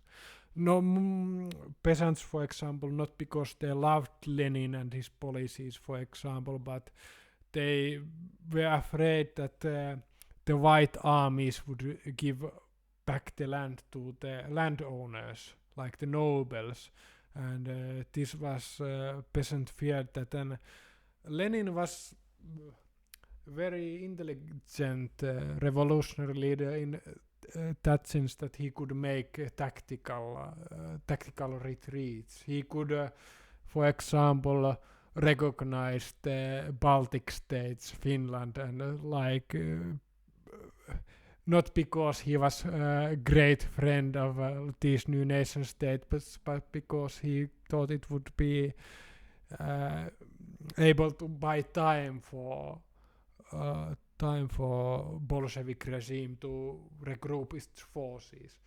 And white armies, they believed in sort of one and united Russia. They didn't want to recognize the independence of these new states, and this was a big mistake in the sense that these states would have been able to support white armies against the Bolsheviks. So if Finland had, for example, joined the war against Bolsheviks, maybe Petrograd would have fallen to the hands of the white armies. That's very interesting. That's reminiscent of what you mentioned earlier with Navalny and Putin, the difference. So you perhaps would say that the white army was more similar to Putin's current view, the imperialist view, that you want to include everything in the Russian empire rather than separate the other peoples. Yeah, that's the right. And in some sense, Putin is a descendant of the white generals as well. But is it fair to say that the White Army was more popular with the Western nations at that time, like France and Britain? It was certainly sort of an ally with them, but of course, I think in some sense they were, of course, not giving enough aid to the white armies. But of course, for the lack of support from the peasants and the new nation states, I think it was more important factor in their defeat. So they could have if they hadn't had done so many. If they hadn't stuck in the past with all these imperialist fantasies, they would have probably won, because the Bolsheviks, with all the terror and brutality and all the revolutionary turmoil, they weren't exactly popular. Interesting. Yeah. I mean, it makes sense if it's a situation like that. You strategically would want to have as many allies as possible. Yeah. And by pissing everybody off, saying that you need to belong to us. Yeah. It's not like that's a good way to win Yeah. allies. Yeah, that's right. Yeah. So that was smart of the Bolsheviks. Yeah. To get a lot of allies, or at least not opponents and enemies. Yeah, and it was very clever tactical move. So when later Stalin became to power, and already when Lenin was in power, they tried to restore their control over all these land, all the Baltic states and Poland, for example. So, but it was. So it was just a smart move. It wasn't any honesty necessarily in it. Yeah. Lenin, I don't think Lenin believed honestly in the giving all in the self-determination of people. Also. Right, because he wanted to expand communism, if I'm not mistaken. A world revolution, if possible. So why would he want to exclude countries from them, right? There would be no incentive for him to want to exclude, say, Latvia. Yeah. Since he wants to, like, it's an expansionist ideology by its nature. Yeah, it was. And it wouldn't be possible to spread communism without incorporating them into the Soviet Union, or what do you think? Well, maybe there was a belief at the time of the sort of world socialist state. Of course, in communism, the ideal was, of course, that eventually when everyone moved to communism, state itself would disappear. But of course, the sort of interim solution was to have a sort of world Soviet state, maybe. Wait, so the end goal of communism was to abolish the nation state? Not just the nation state, but the state altogether, to create sort of classless society. But who would organize it? Well, that is one of the good questions, and one of the reasons why communism didn't succeed, because I don't think they had a clear vision of what it would look like. So they never got to the states where they couldn't figure out exactly how such an arrangement would work. But it was the ideal of Marx and Engels, for example. So strange, like, because you would think that an ideology would win people over by how well engineered it has the solution. But in this case, it seems like it was more some utopia that was, I mean, not any utopia, but that it was just baseless. Yeah. Or unfounded, since, like, if I want to see a solution, I want to see it engineered from start to finish. It's like I don't want to see an internal combustion engine in a car, and then they don't show me where do the exhaust go, or where do the fumes go. Yeah. I need to see, like, everything. Yeah. That's right, but maybe it was because exactly the utopian promised, like it would be bright future for all the humanity, and we'll figure it out when we are doing things, sort We'll of. figure it out as we go. Yeah. Hmm. I mean, it can happen sometimes. Like Yeah. if you just improvise, it sometimes it can work, but it's a bit foolish and a high risk scenario to Yeah. do that in like when hundreds of millions are involved. Yeah, certainly. But I think the great tragedy of the Soviet project was the belief that end justifies the means. They certainly didn't know how to get to the end anyway, but they tried to. They tried hard to establish this new state and made many experimentations on the way, but I don't think they had a clear vision of how it would look like in the end. So Hmm. Interesting. Okay, but people believed it nonetheless, and somehow it was implemented. yeah, Maybe for a lack of a better alternative. yeah. Well,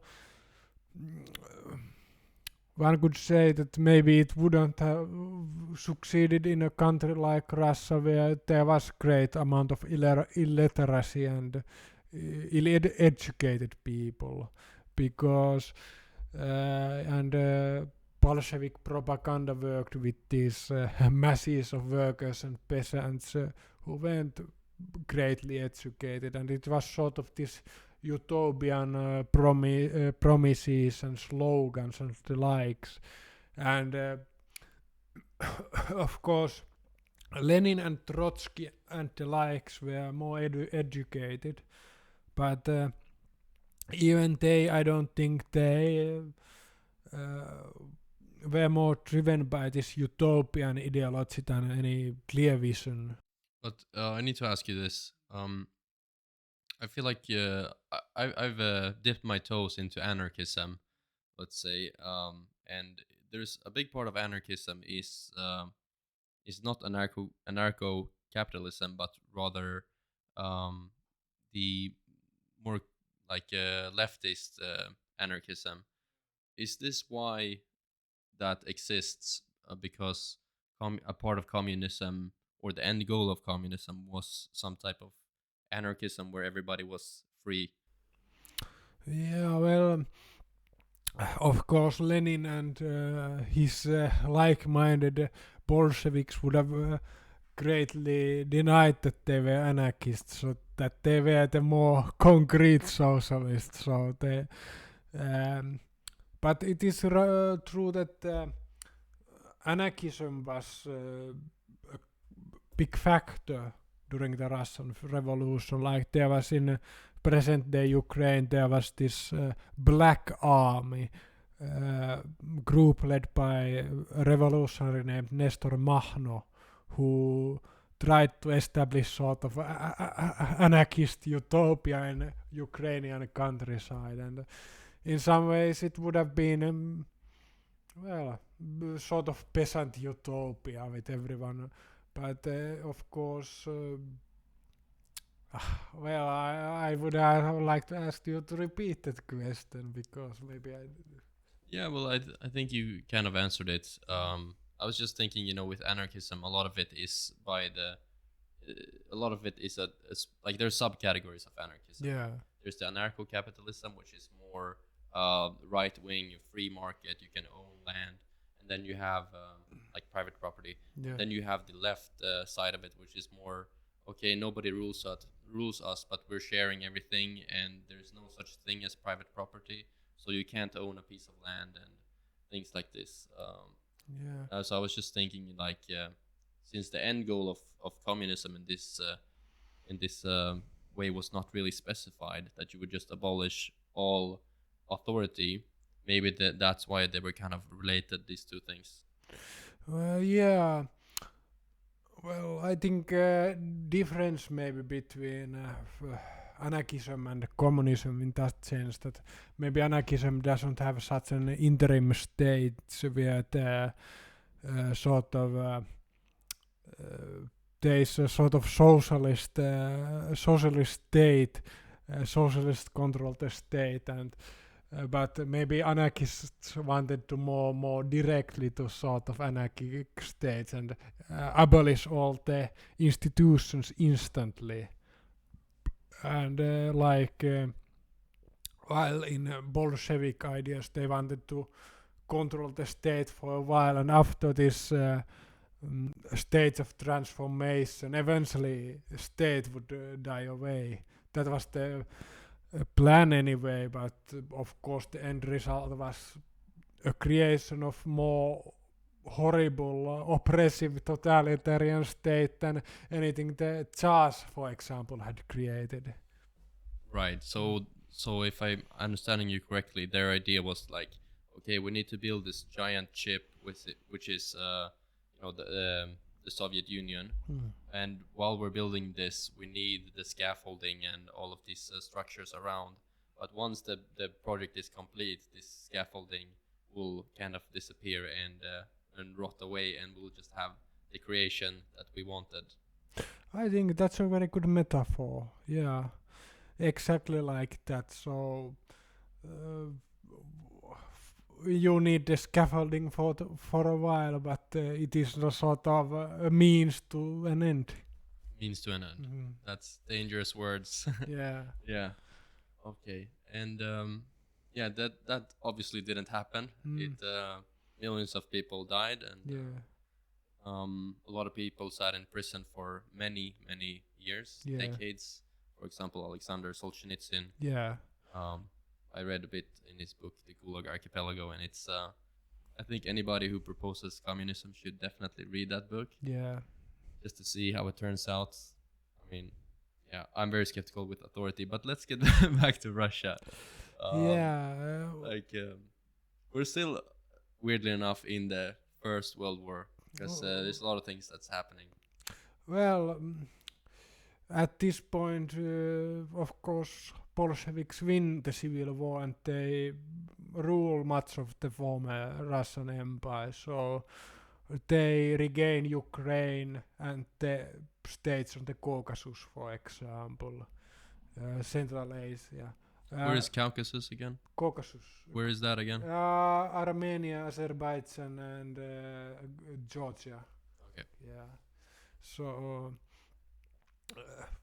apart from these Finland, Baltic states, and Poland, they regain all the lands controlled by the Russian Empire, and but not for long, right?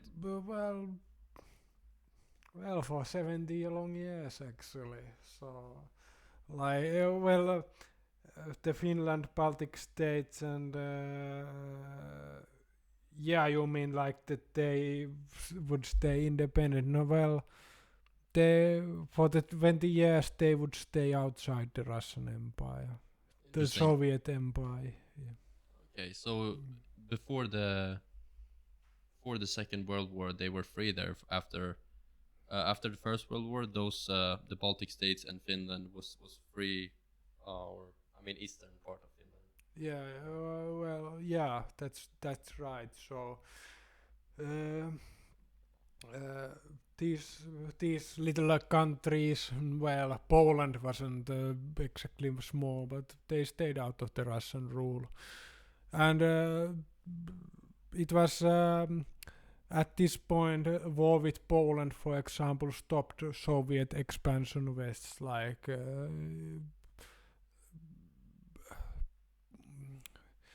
so Red Army during under Trotsky tried to advance near Warsaw, but it was stopped. And at this point, Soviet Russia and later in Soviet Union, they had to rethink. What world revolution is not going to happen. Revolution has failed in Germany, for example. Actually, one of the interesting facts is that Lenin and Trotsky and the like, they didn't believe in revolution in one country, in Russia. They hope that there would be revolution in Germany, for example, and German comrades would come to Russia and help building socialism. Wow. So that was one of the reasons that it didn't exactly go to plan, and I think maybe they hadn't resolved what they were going to do next before Lenin died. And of course, after Lenin's death, it was this rather unknown party leader, party secretary, Georgian by the name of Zhugashvili, Joseph Stalin, who came to power. How did Lenin die? 1924. But how? Oh no. Well, it is maybe he had something with brain. I'm not certain. I remember reading that he had maybe syphilis, but I'm not certain of that. Okay, I'll look it up later. Yeah. No, well, anyway, it was Stalin who sort of, one could say, who created Soviet Union as a great power. So under Lenin, it was it didn't have it was in quite a chaotic condition. There was famine and revolts, and when he died, it was in quite a poor condition. But Stalin was the sort of course, he was a horrible dictator under whose rule millions died. But of course, also what the Russians today like to remember is that he industrialized Soviet Union. He created this great power. Right, we can't call it Russia anymore. Yeah. From now on, we must call it Soviet Union. Yeah. Union of the Soviet Socialist Republics as the official name is. USSR. Yeah. Yeah. Yeah, and in USSR, Stalin, of course, ruled with an iron fist, but he was, one could say that he was sort of a brutal builder of communism within Soviet Union, but of course he was more pragmatic in foreign policy, and this was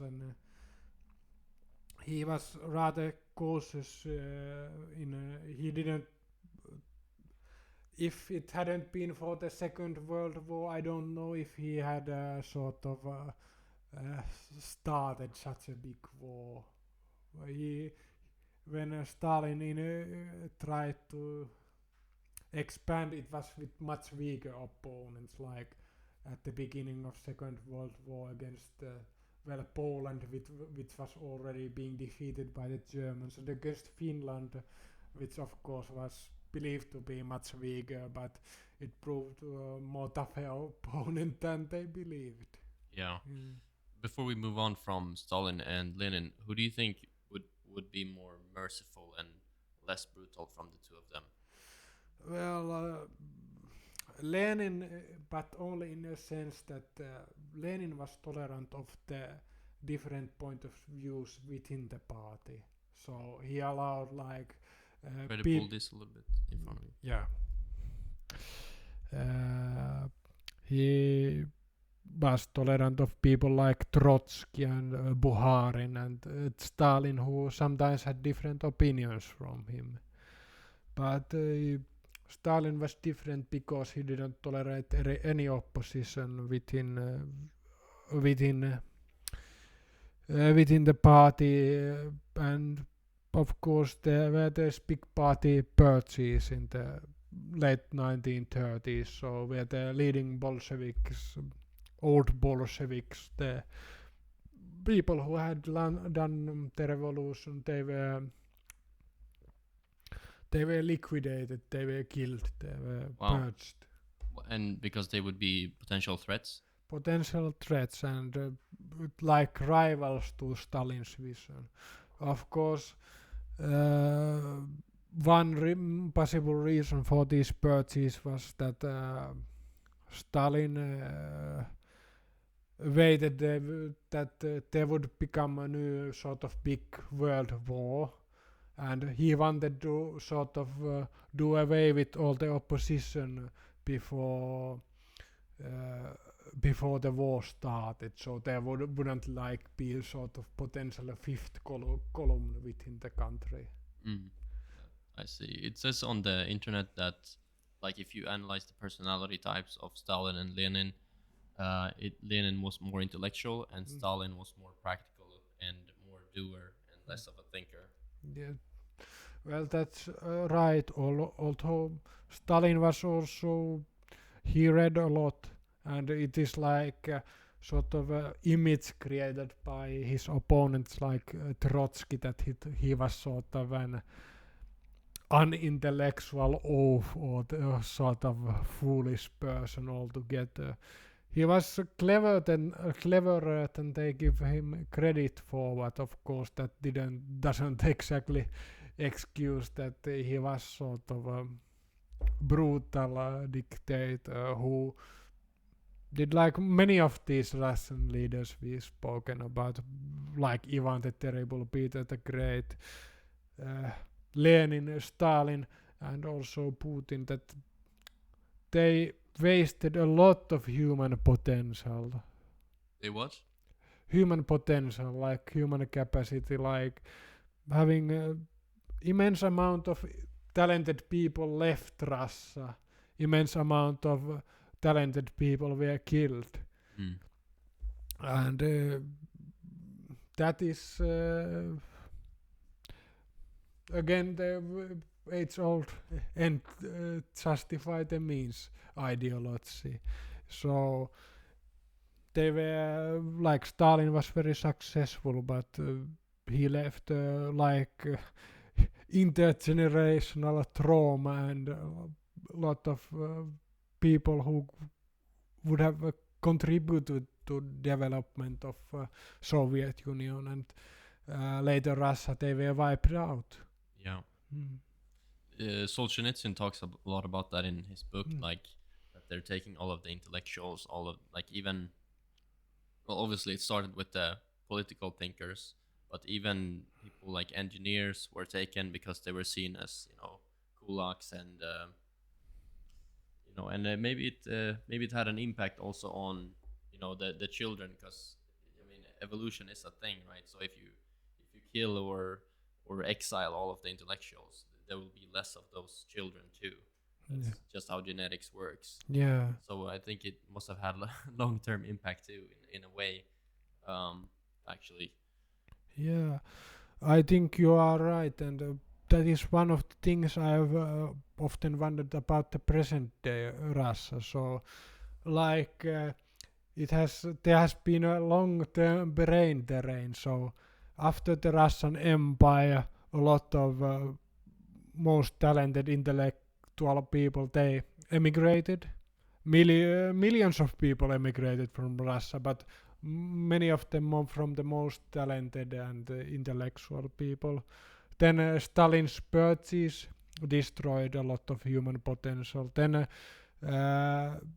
Second World War, and well, of course, Russia is such a big just so big nation. It can there will be a new potential eventually, but then how long does it take when it is simply too much? Like now with this Putin's war, there is another wave of immigration, another wave of brain drain, and I don't think it can eternally go on. Like each generation, there is some wave of brain drain, people moving out, most intellectual people are leaving out. So eventually it has to harm a country, like permanently. Yeah. If you filter water many times enough, it will be cleaner in the end. But we're like if we go back to the dates, so First World War ended. Russia were kind of lucky, you must say, that they didn't get more conquered or abused when they were in a weak position, since Germany lost. And or do you want to add something? Well, maybe for the ordinary person, maybe the German occupation would have been preferable to the Bolshevik rule, but anyway, for Russia as the state, it was advantageous. Yeah, good point. And so now we're entering into between World War territory, or some people might make the point that this is one world war. Like some people say that First and Second World War were just the same war with a small gap, because it was the same type of a conflict, just like type of cease of fire, basically, for a few years. Although a long cease of fire, you could make the argument, because from 18 to 38, that's like 20 years. Well, in some ways, the two world wars were like they were part of the same sequence of events, but of course, this is my purely personal opinion, but maybe the nature of the Second World War, it was of course much more radicalized situation. Like there were these new ideologies, like the First World War was sort of old style imperial competition between great powers, which were ruled by monarchs related to each other. And the Second World War was really much more ideological struggle with these various ideologies, democracy and fascism and communism fighting, and it was in a sense much more brutal conflict. Well, maybe you could argue that Nazi Germany was maybe it was an imperialist country in a sense that it tried to do, and this I think many people don't maybe think, that Nazi Germany tried to do what other great powers had done in Africa and Asia, for example, in North America. So Hitler had declared that if for us what the Mississippi is for the Americans, Volga will be for us, or River Niger in Africa is. So he believed that Germany needed to create a great colonial empire in Eastern Europe, because Africa and Asia were already taken, but Germany could create a vast colony in Eastern Europe. And this was one of the reasons why the Second World War in Eastern Europe was so brutal, because it was a clash between two ideologies, Nazism, National Socialism, and then Communism, and also because it was sort of the most brutal type of colonial war of conquest. So the people in the conquered territories, they were purely sort of material to be used or disposed in the service of these Aryan master race. Right, and like you say, it was grand ideologies, like an interplay between them and who was gonna win, and maybe because some of the time their ideologies and their visions of the future would be colliding, and you can't do two visions of the world at the same time. At the end of the day, seems like the American vision perhaps was the most triumphant. The British, some argue that the British lost more than any of the nations, even more than Germany, because they lost all of their colonies. But in a way, Britain, it lost its colonies, but it wasn't exactly a failed state afterwards. So it is this is a more modern discussion. Maybe it would be interesting later, but Yeah. I just mentioned that there's in Russia maybe a belief that if Russia isn't an empire, it isn't anything, so it will cease to be. But other countries like France and Great Britain, they are an example that this isn't the case. Like they lost all their colonies, but they still continue to exist and not exactly unsuccessfully exist. Yeah, I mean, but yeah, you're right. We're getting into modern politics now, but Europe today is obviously a much different place than it was before. It's much more peaceful, and Yeah. you know, you have all of these unions, and in some ways, it's almost like one country being united, almost like with all of the treaties and the EU and NATO. But for sure, this is for the next time. But what about the Second World War with Russia? They win, right? Yeah. They take heavy losses, but they actually win. Well, that is true, and they paid a massive price for it, but of course, in some sort of brutal Bolshevik calculation, it was something they could afford. But of course, it leaves a trauma to the Soviet memory and to the Russian memory. So it was a very much devastated country. It had lost maybe 27 million, 20 or 27 million people. I'm not certain. Maybe if I'm not completely mistaken, it was 7 million soldiers and 20 million civilians. But I think you'll have to check that one. Yes, I'll add the facts. Yeah, but I think one of the in a modern Russian mentality, it probably reinforced the vision that Russia is always threatened from the outside, and one reasons why Soviet Union created such a big empire in Eastern Europe was so that it would have sort of a buffer zone to prevent all sort of future invasions from the West. So it wasn't purely to spread communism, but also this sort of security issue. But of course, this new Eastern Empire that they created, it caused a vast amount of resources, and ultimately Soviet Union didn't have the resources to keep the whole Soviet socialist system in function. It didn't simply have resources enough to keep this massive empire standing. Yeah, yeah.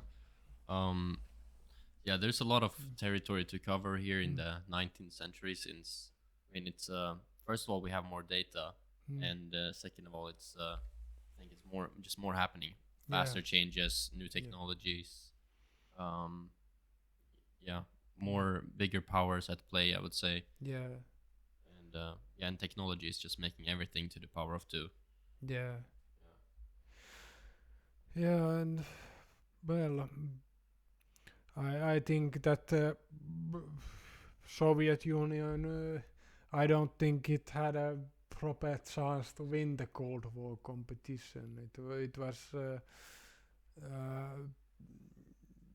maybe maybe militarily in some sense it would have had if it had more. I don't actually think so. That maybe the arms race without a great sort of military conflict like a third world war which would have wiped everything out, Soviet Union couldn't have won the Cold War. It was simply the socialist system didn't have the sort of resources to beat the United States in its game. So do you think, because that's something that, you know, I've heard as when I was growing up and just learning the fundamentals of history, is that United States challenged Soviet Union economically, and that somehow drove them into collapse. But I never fully understood it. For example, with what's this weapon project? Like Star Wars. I Star think. Wars, yeah. And that was so financially costful that Russia or Soviet Union couldn't keep up. So would you say that the argument that they're making is that if US hadn't been pushing this Star Wars technology, like anti-missile system, that then the USSR wouldn't have to either, and that would spare them the money for improving the country? Or Well, I think it is a simplification that, and I'm not an expert in the region of Soviet economic history, but I think that arms race played a role in Soviet collapse. So if it wouldn't have been this tremendously expensive arms race with the United States, maybe Soviet economy would have been in better conditions. But I think would it have been in better conditions, or would they just have allocated that money that went to the weapons into building up society instead? Because you could make the case that it has the productivity that it has, no matter where you spend the money. Like, you have X amount of income, and this is your, but where you spend it is another question. Yeah, well, arms race was one factor, but you made a very good point, and which I would have like to expand on it. That maybe the system was too. It had too many faults from the inside anyway to successfully function in the end. So even if there wouldn't have been any arms race, maybe it would have simply rotten from within from at some point. So it didn't have sort of. It wasn't economically viable. Do we know this, or perhaps some people would beg to differ? But I'm just thinking, like, if you look at per citizen, the amount of productive output that they do, maybe it was substantially lower in a communistic system than a capitalistic. Yeah, well, I think it certainly one of the big issues was the lesser level of productivity.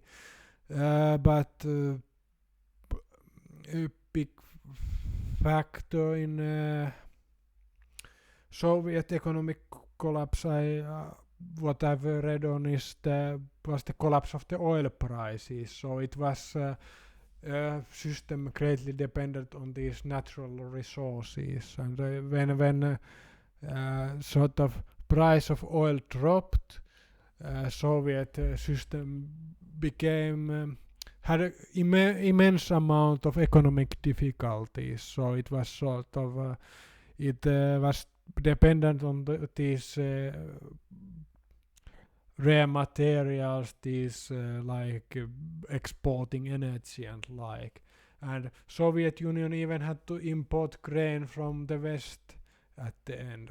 So it wasn't sort of self-sufficient system, and that contributed to its downfall.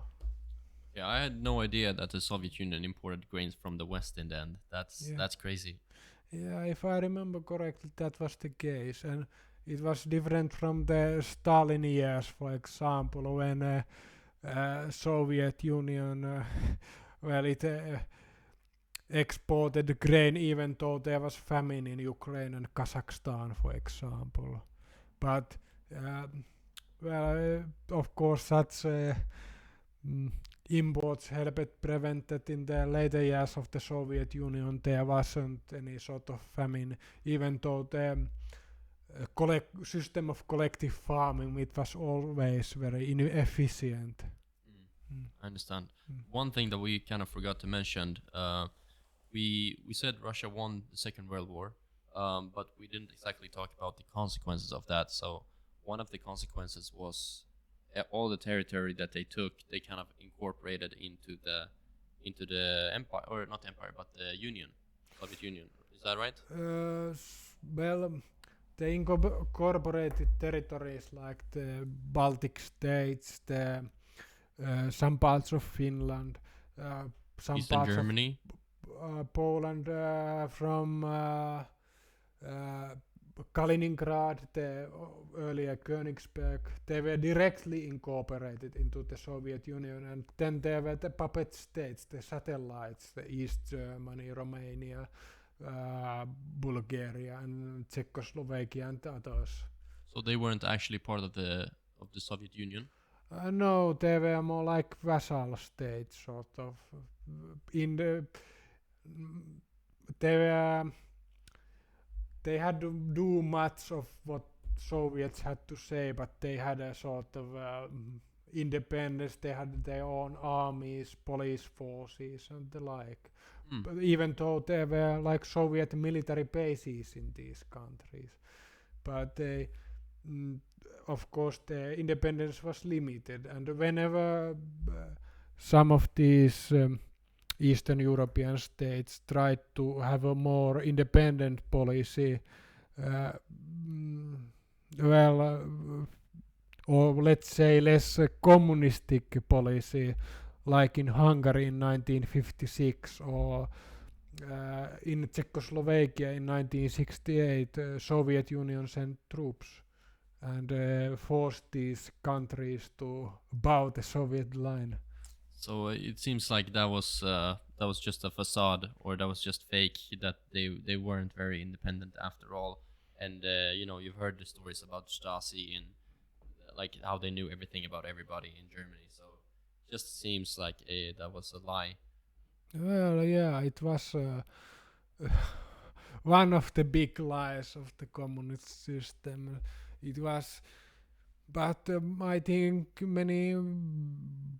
I think Soviet leaders, they really believed that they were leading the march of humanity towards a greater progress and eventual socialist paradise, even though, but it was sort of mixed. They somewhat believed in their ideology, but then in some sense they were also sort of imperialists who had a vast sort of empire which was controlled from Moscow, where the Russian was the primary language, and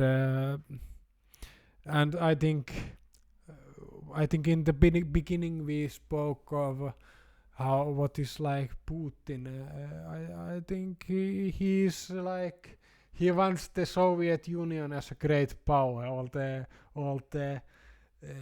like it is the power, one power which could on equal footing negotiate with United States. All the missiles and the parades and all the like. Soviet Union without communism, in some ways, it is his dream. Of course, he is also influenced by the Russian Empire, but he was born in the Soviet Union. He was raised in it, and he is very much a sort of a Soviet person.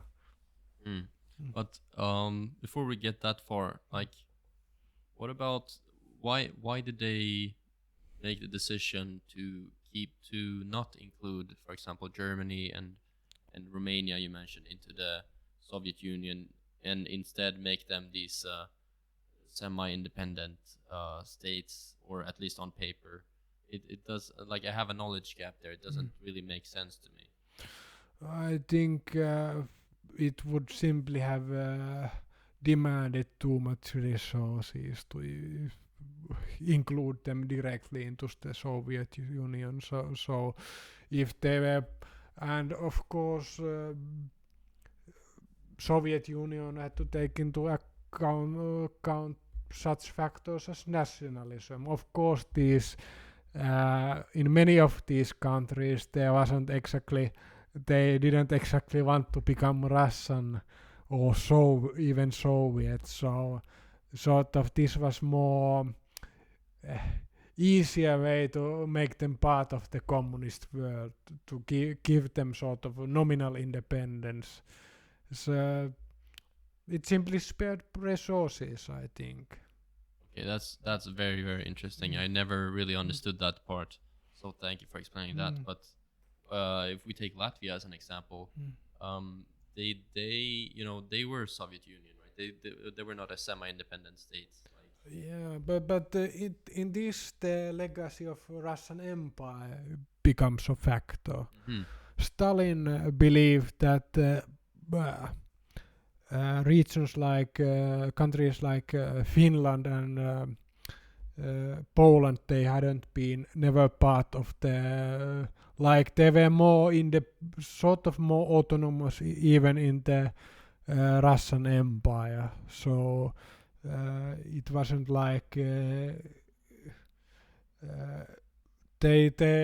Finland, for example, was part of Russian Empire, but it had very much its own laws, and it was even then more separate from Russian Empire. But Baltic states were different. Even in Russian Empire, they were sort of directly ruled by Russian. They were like more directly ruled by Russia. They didn't have like their own self-government like in Finland, or they were no like Poland, and this was the reason. So Stalin considered that the Baltic states were naturally part of the sort of old Russia and could be directly integrated. And in like these. I mean, he does have somewhat of a point. I know Latvians would go crazy hearing that, but after all, Sweden was in Latvia for 100 years, and not long after that, the Russian Empire was here for I think 300 years. 200, a little less than 200. Yeah, and then there was only a brief period of time in between the First and Second World War that they were actually independent. So I do understand that there is a difference between the Baltic states and other nations, just historically speaking.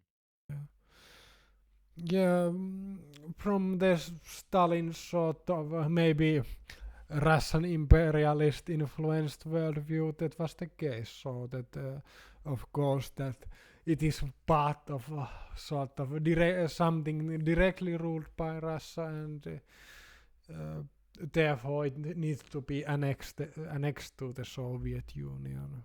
And of course, there were sort of strategic reasons for that, because you could control the ports of the Baltic states and the like. Right, right. Uh, Quickly, since you're from Finland, what happened when what happened with Soviet Union and Finland, and also after the Soviet Union was dissolved? Well, after the Second World War, Second World War was 2 wars, of course. 3 wars, actually. Can be considered 3 wars in Finland. We had firstly Winter War with the Soviet Union, which was in 1939 and 40. Then a continuation war, which is the when Finland was allied with Germany and part of the coalition that attacked the Soviet Union, and then Lapland War, which was the short period when Finland fought with Germany, its former ally. But after these 3 wars, Finland lost great many of its territory. It had to pay war reparation sort of money for, which of course was, of course, in a way Finland was sort of invader during the continuation war, but it was sort of Soviet Union had attacked first during the Winter War, so it was, many Finns didn't think it simply fair that we had to pay these war preparations, but we paid, and we had then a more sort of friendlier foreign policy with towards Soviet Union. We didn't become a satellite like East Germany or Poland, but Soviet Union dictated a lot of Finnish foreign policy, and our presidents like to go to visit Moscow, and in all the rhetoric there was a lot of talk about trust and good relations and trade increase and the like. And well, I think Finland achieved a lot during those Cold War years. It wasn't exactly. It lost some space for movement, room for movement in its foreign policy, but it remains sort of a Nordic democratic country. But how much was taken from Finland after the Second World War? I think it's maybe 12% of territory. Obviously, the eastern regions of Finland. Yeah, like there's the Karelian Isthmus, which is a region near the St. Petersburg. More of Karelia up north. There was Finland had a sort of territory at the shore of the Arctic Ocean. Petsamo region that too was lost. And were those returned after the fall of the Soviet Union in 91? None were returned, so they remain part of Russian Federation. And why wasn't there a change in like after the war? It would seem natural to me that when Russia or when Soviet Union like were dissolved, that those would be taken back since everything was disorganized.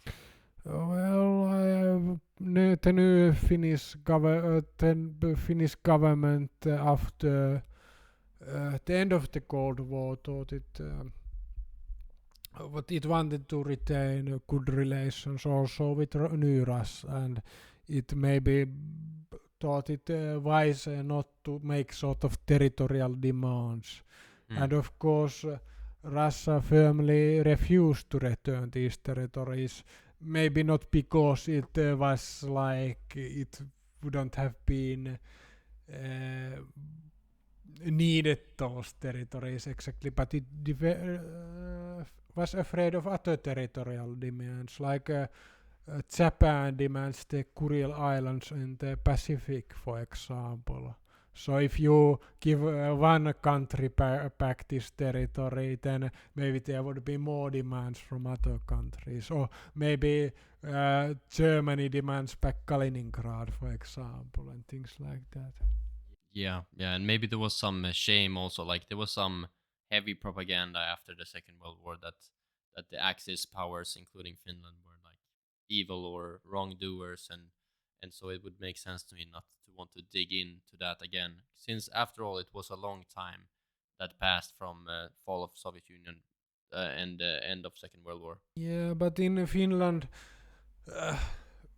our sort of self-understanding of history is that we were very much forced to be, for a brief period of time, for a few years, to be allied with the Nazi Germany. It wasn't like we had at that point two options, like Nazi Germany and Soviet Union, and we had been in a war with little over a year ago with Soviet Union, so it wasn't like we would have chosen that side. So and also Nazi Germany didn't exactly want to occupy Finland. In this case, it was more to support Finland's cause.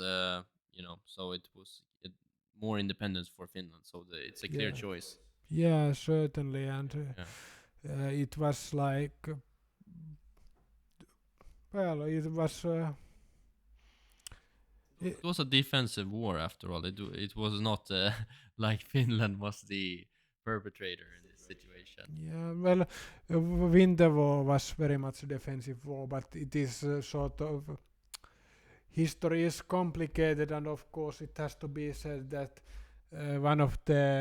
we didn't want to a new war with the Soviet Union, but when it did start, there was sort of an ideology of greater Finland, sort of Finland that's not only includes the territories we lost, but also some territories taken, Eastern Karelia, for example, from the Soviet Union. So in a sense, it was for some Finns war conquest also. So I don't like to make the sort of case that we were a sort of evil fascists that Soviet Union portrayed us, but also we were not completely innocent. So I think you'll have to see the shades of grey in history, sort of. Yeah, I think that definitely adds credibility to people who do that instead of trying to make one case or the other. Yeah. Yeah. Okay, so that was Finland. Obviously, a lot more to go into that, and there's some.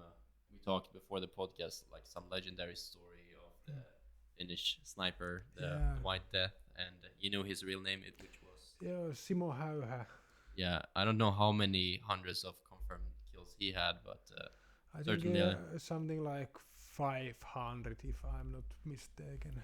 Yeah, that this guy can have a whole podcast episode for himself, maybe. But then there's also I saw a funny story the other day on YouTube about a certain Aimu Koivunen. If you've heard about him. No, maybe I haven't.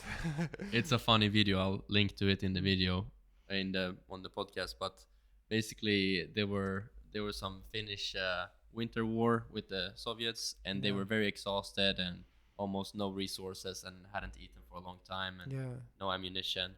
And so they were escaping and they were being hunted by Russian soldiers only a couple of 100 meters away, like in the woods. And then he was so tired that he was like falling asleep while he was skiing away from them. Yeah. And so the only solution that he saw was that he had some methamphetamine in his pocket. Yeah. And he had never taken it before. I don't know if they got it from the Germans, the methamphetamine, because that was common with the Wehrmacht. Yeah. But so anyways, he took this methamphetamine. Not only did he take one, but he emptied the whole bottle. Oh yeah. And it's a crazy story, but he survived. Although he was out for a week apparently. Yeah. In the woods by himself, hallucinating like that the Russians were finding him, and he was seeing rabbits, and he was having illusions of houses, and at the end he was found actually by the Finnish military. Yeah, it's a cool story. Yeah, But I've heard some of the sort of use of these narcotics they were used in Finnish army. Yeah. Yeah, from a biological perspective, it's also very interesting. Like I've been studying medicine now for a year. Like, so it must have been his brain that was exhausted and not his muscles. Yeah. But I'm not entirely sure. Okay, so that's Finland, and Russia retained some of the territories. Yeah. And well, obviously they lost these semi-independent countries like Eastern Germany and Hungary. Romania. Yeah, all these satellite nations, and of course when Soviet Union dissolves, collapses, of course all these other former Soviet republics, how many there were, like all the Baltic states, Ukraine, Belarus, states on the Caucasus, and the Central Asian states. So a vast territory is sort of lost. And yeah, what about in Asia and perhaps in the Middle East and things like this? Well, I think Soviet Union loses some influence, of course, back there. I think, but it isn't as major as like maybe the loss of these Soviet republics, for example. I think Soviet Union has, and Russia still has, for example, a military base in Syria, for example. I think Soviet Union maybe had a military base in Vietnam, in Cuba also. So, but I think in other parts of the world, it wasn't like it had such a big network of military bases outside its territory, or outside the territory of its satellites, like the United States United States had and still has. Mm. I think that's a good point to end it on, because that would mean that in the next episode we could return to the fall of the Soviet Union, and then we could focus more on Ukraine and how that has impacted modern day history. Although I do want to end with one last note on ideology. Yeah. So, after all, this was a vastly different economic system and way of governing. Yeah. And it's interesting how it all started and what the vision was. So somewhere the vision was for this to spread like a wildfire throughout the world, right? Yes. And but it didn't spread. I mean, it did in Asia though, like to China. Yeah, well, it spread in China and Vietnam, but it didn't exactly spread like it was intended. So the original idea of Marx and Engels and the other communist thinkers was that the revolution would break out in industrialized states like Great Britain or Germany or France, for example. They didn't expect it to break out in countries which were Russia was industrializing, but it was very much an agricultural country, and communist revolutions, they didn't break up in sort of industrial states, but like China, Vietnam, and Cuba. So it turned out to be a very much a different reality. And this sort of communism didn't spread as it should have, so Soviets would have Stalin resorted to this idea of socialism in one country for a while. So there wasn't a world revolution, so we'll build our own in our own country socialism, and this was the sort of strategy that they took after the world revolution failed. No, well, after the victory in the Second World War, maybe there was more belief in the spread of the revolution, but I think the Soviet leaders after Lenin, they were more pragmatic. Well, it's in some way it's difficult for something to spread which is not a complete solution. Like if communism would have been able to remove the authoritarian, organizing central state, then maybe it would have spread more. But it didn't work. So it's a it's an achievement to be able to spread with something that isn't working in the first place. Um, but that point aside, unless you have any comments, um, perhaps I did a little bit of an overemphasis on communism in this episode, because Russia is so much more than that system. It's like just these hundreds of years that we have gone through now. It's communism is actually only about 10% of the mentioned time, maybe less, 5.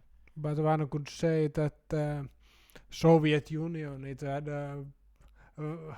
is right to emphasize that period because it had such a vast impact on the present Russian person. So, like Russian empires over 100 years ago, it lasted for centuries, but maybe the current Soviet, Russian individual Russian citizen is much more shaped by the Soviet experience, and the people presently ruling over Russia, they are much the Soviet people. So I don't think you are mistaken in emphasizing the Soviet experience.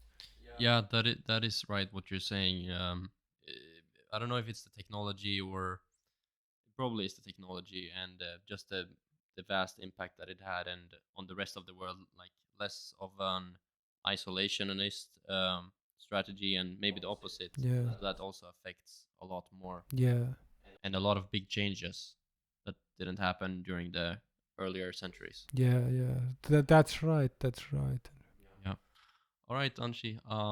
Thank you very much for coming on. Did I pronounce your name correctly or how to say it? Anssi, it was fine. All right. Okay. Thank you very much. That's it for today. Thank you everybody for listening. See you in the next episode.